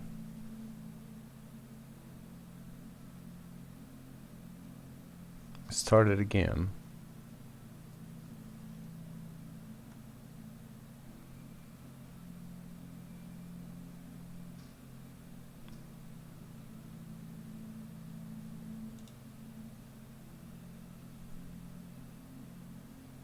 So it'll create a brand new one.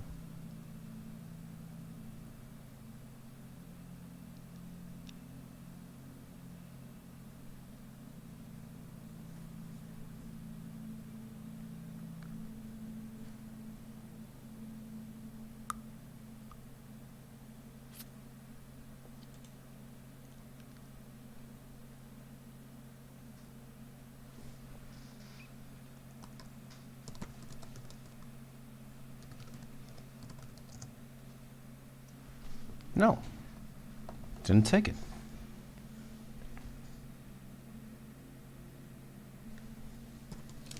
It didn't pick it up. Because I thought... Oh, wait a sec. Is there an app folder in there? No.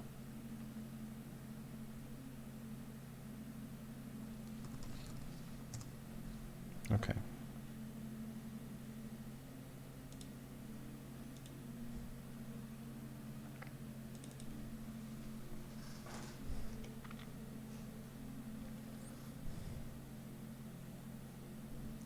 I thought that worked with individual files as well.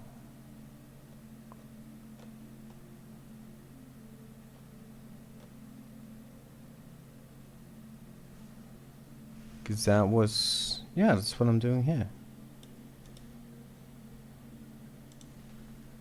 Okay. That is what is happening here. Alright, just doing that one particular file. And putting it in a certain place.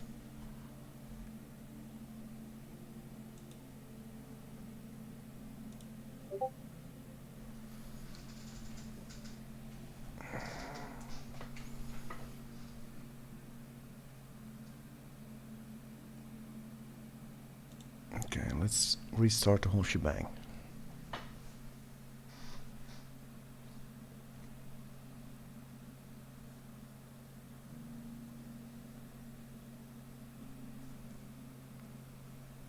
It's almost 3 a.m. I think, Asian Curry, you're from... Are you from the US or from the UK?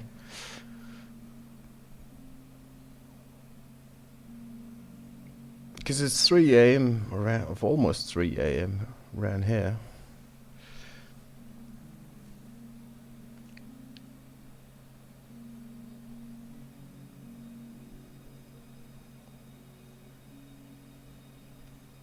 You're from the UK, so it's even an hour later for you as well. It's almost 4 a.m. for you.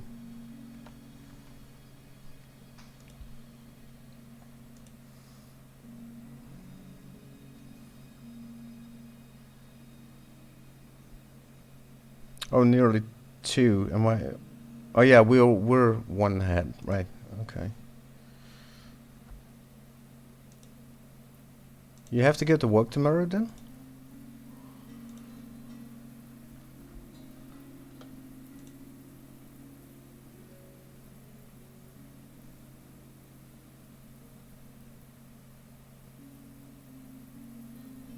Because I have the day off tomorrow.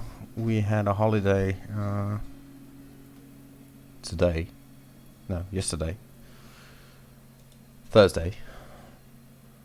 So I made the bridge, as we call it.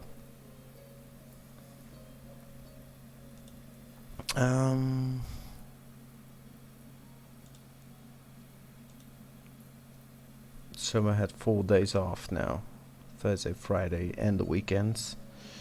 I don't need that anymore. And then yeah, I got back into streaming, of course, and then time flies by.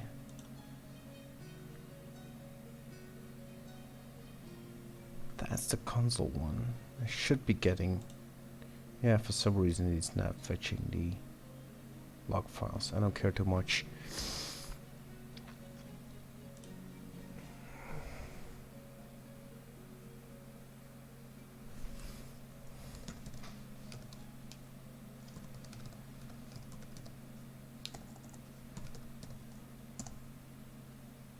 It says logistics. I don't get... Oh no, no, wait a minute. What? Huh? Wait a sec. What did I change? Here it says deliveries in the metrics text. What did I change? What line did I change?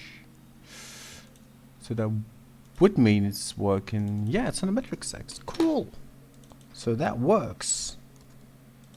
So that means that the file I have locally here would override whatever is in Oslot in the container image, and then it would just flip. The only thing it doesn't do is it doesn't reload on. So if you change it on the fly, that it reloads automatically. So the place where I loaded in is, hey, it is certainly not optional, but I want to reload it on change.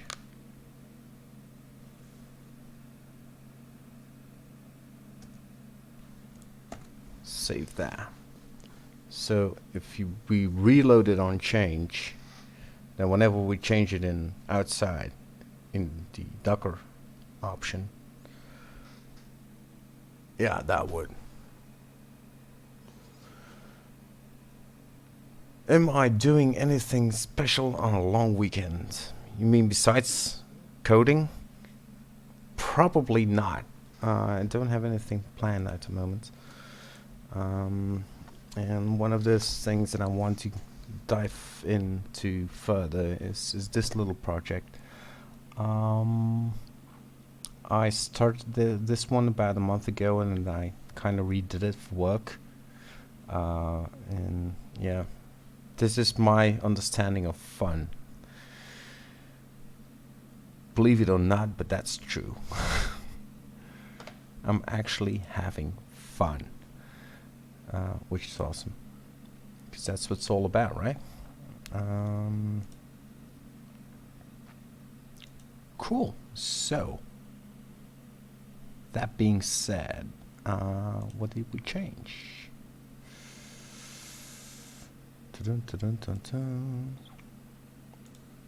That's quite a lot. Yeah, that's definitely a part of it. I don't need that one, but I do want that one. Did we change anything there? It added some. It keeps adding properties. That's probably because we switched branches and the whole thing, and then I want to discard those.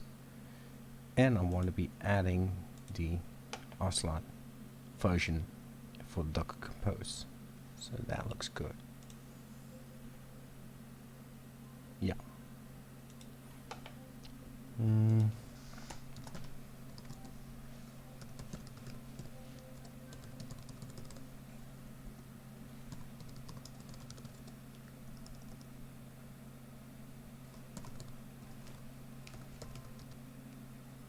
From outside the Docker image.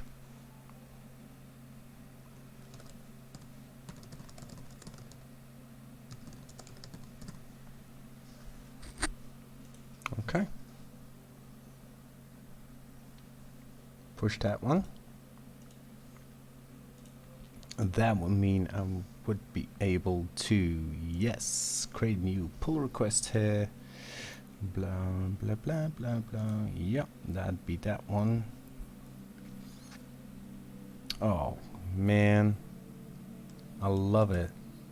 Runs automatically. Integration they did there was awesome. And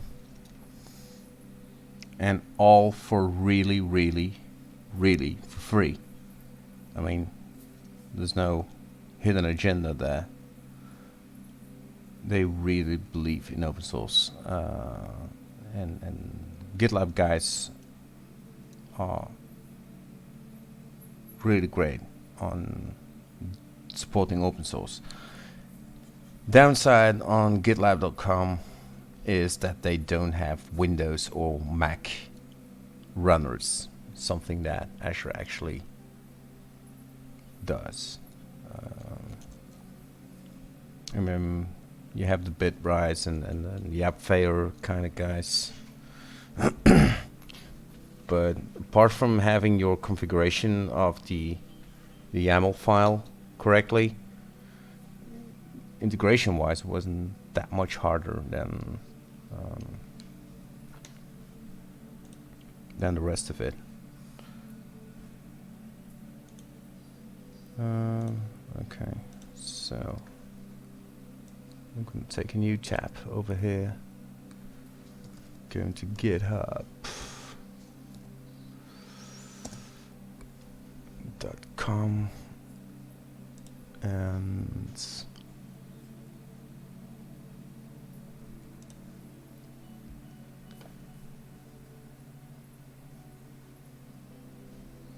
Because willing or not,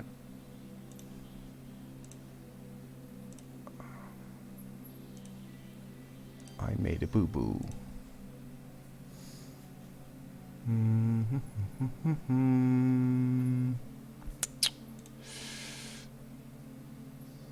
GPG tokens, security. No. Where was it? Here. No.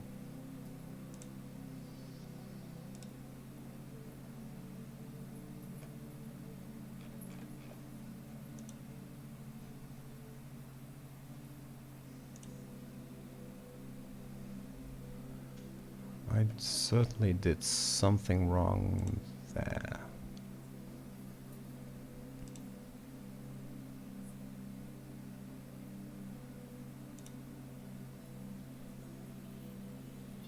Yeah, I'll find it again.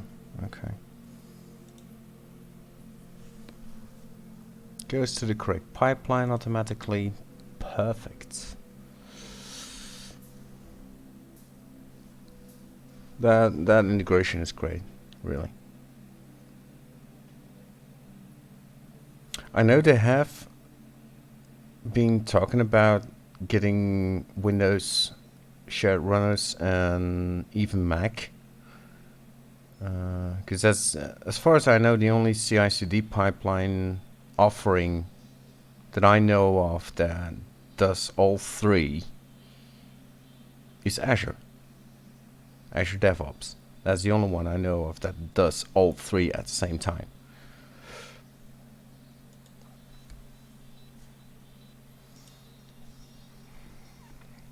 So, do you have anything special planned there, Ancient Coder, for the weekend? Because I saw you were streaming as well. Did I get that right? Are you streaming these days? Ancient Coder with an R. Oh boy. Yep, there we go. That's who you're following.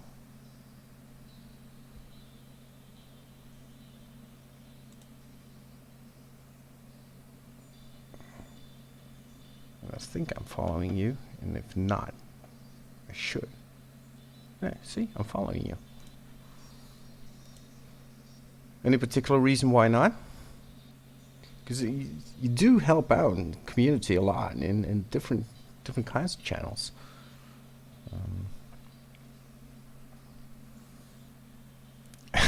You just enjoy watching people code.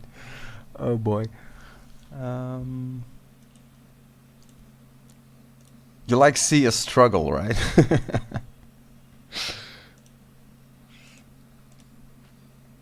I can see the entertainment in that.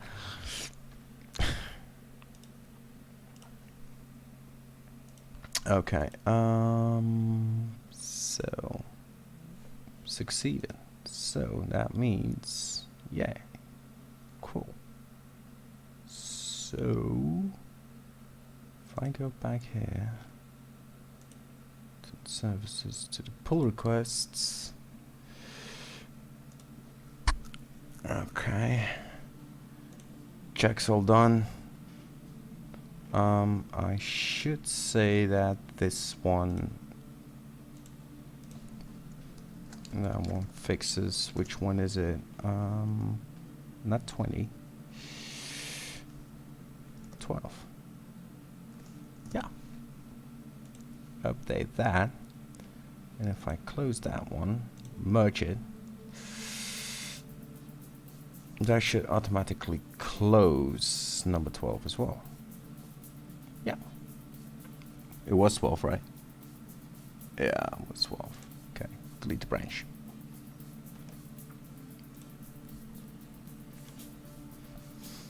Cool. 3 down. I knew it was gonna be sort of easy. Except for the quote thingy. What are we gonna do next?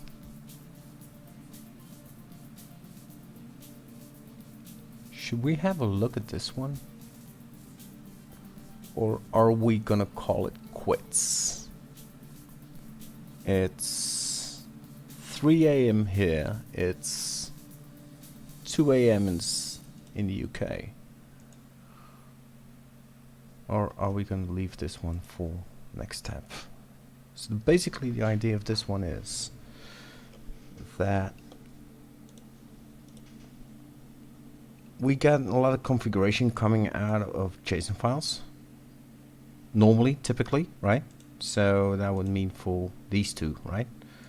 So they take a whole set of settings, etc., and how their metrics are going to be blah blah blah blah blah, a whole different set of information. Now instead of, now if we publish this one, these files are going to be part of the Docker image, right?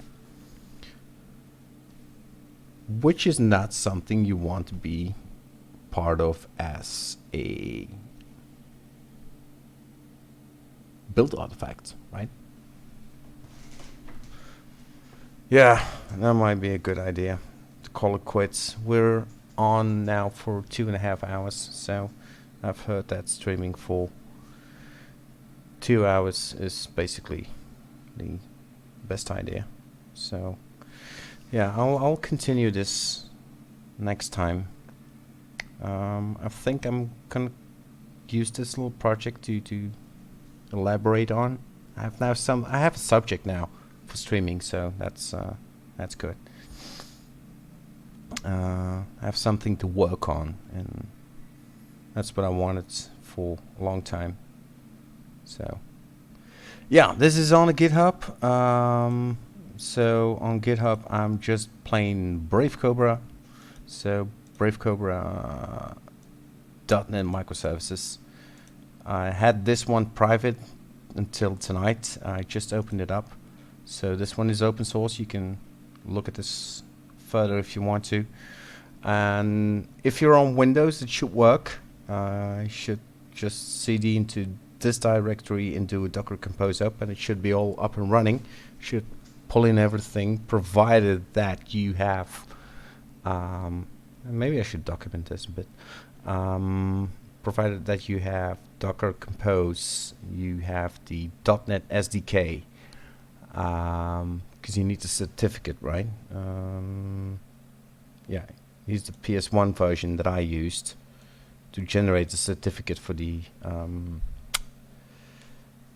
that's just a dev certificate, which is exported as a PFX file with an encryption on it, and that one comes back in the so generate check it out, generate a certificate, and then do a Docker Compose app. So for the certificate you need the .NET SDK, and that should be it. So yeah, add some documentation here. Let's file any show because we're gonna forget.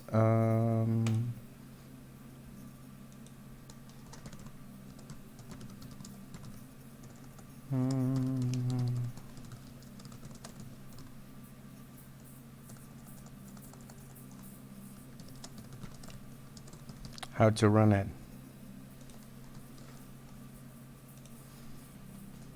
Yeah, so I'm gonna label that one as whoever wants to.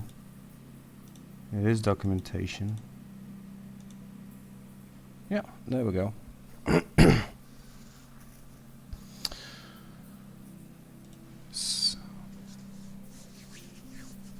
Yeah, I hope I can stay here. Thanks. You'll be seeing more of me now that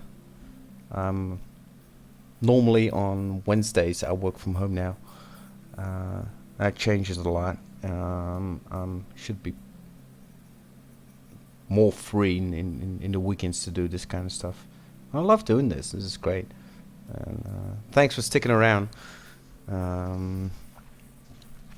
Is there anybody? No, you don't want to go and see other people's raid. You want to go to bed probably, right? I didn't check whether there was someone on. because I have the day off. Right. Tomorrow, maybe we should raid someone. Is there anybody on? That's a good question. We're probably the last ones on Twitch. Oh, Elliface is on.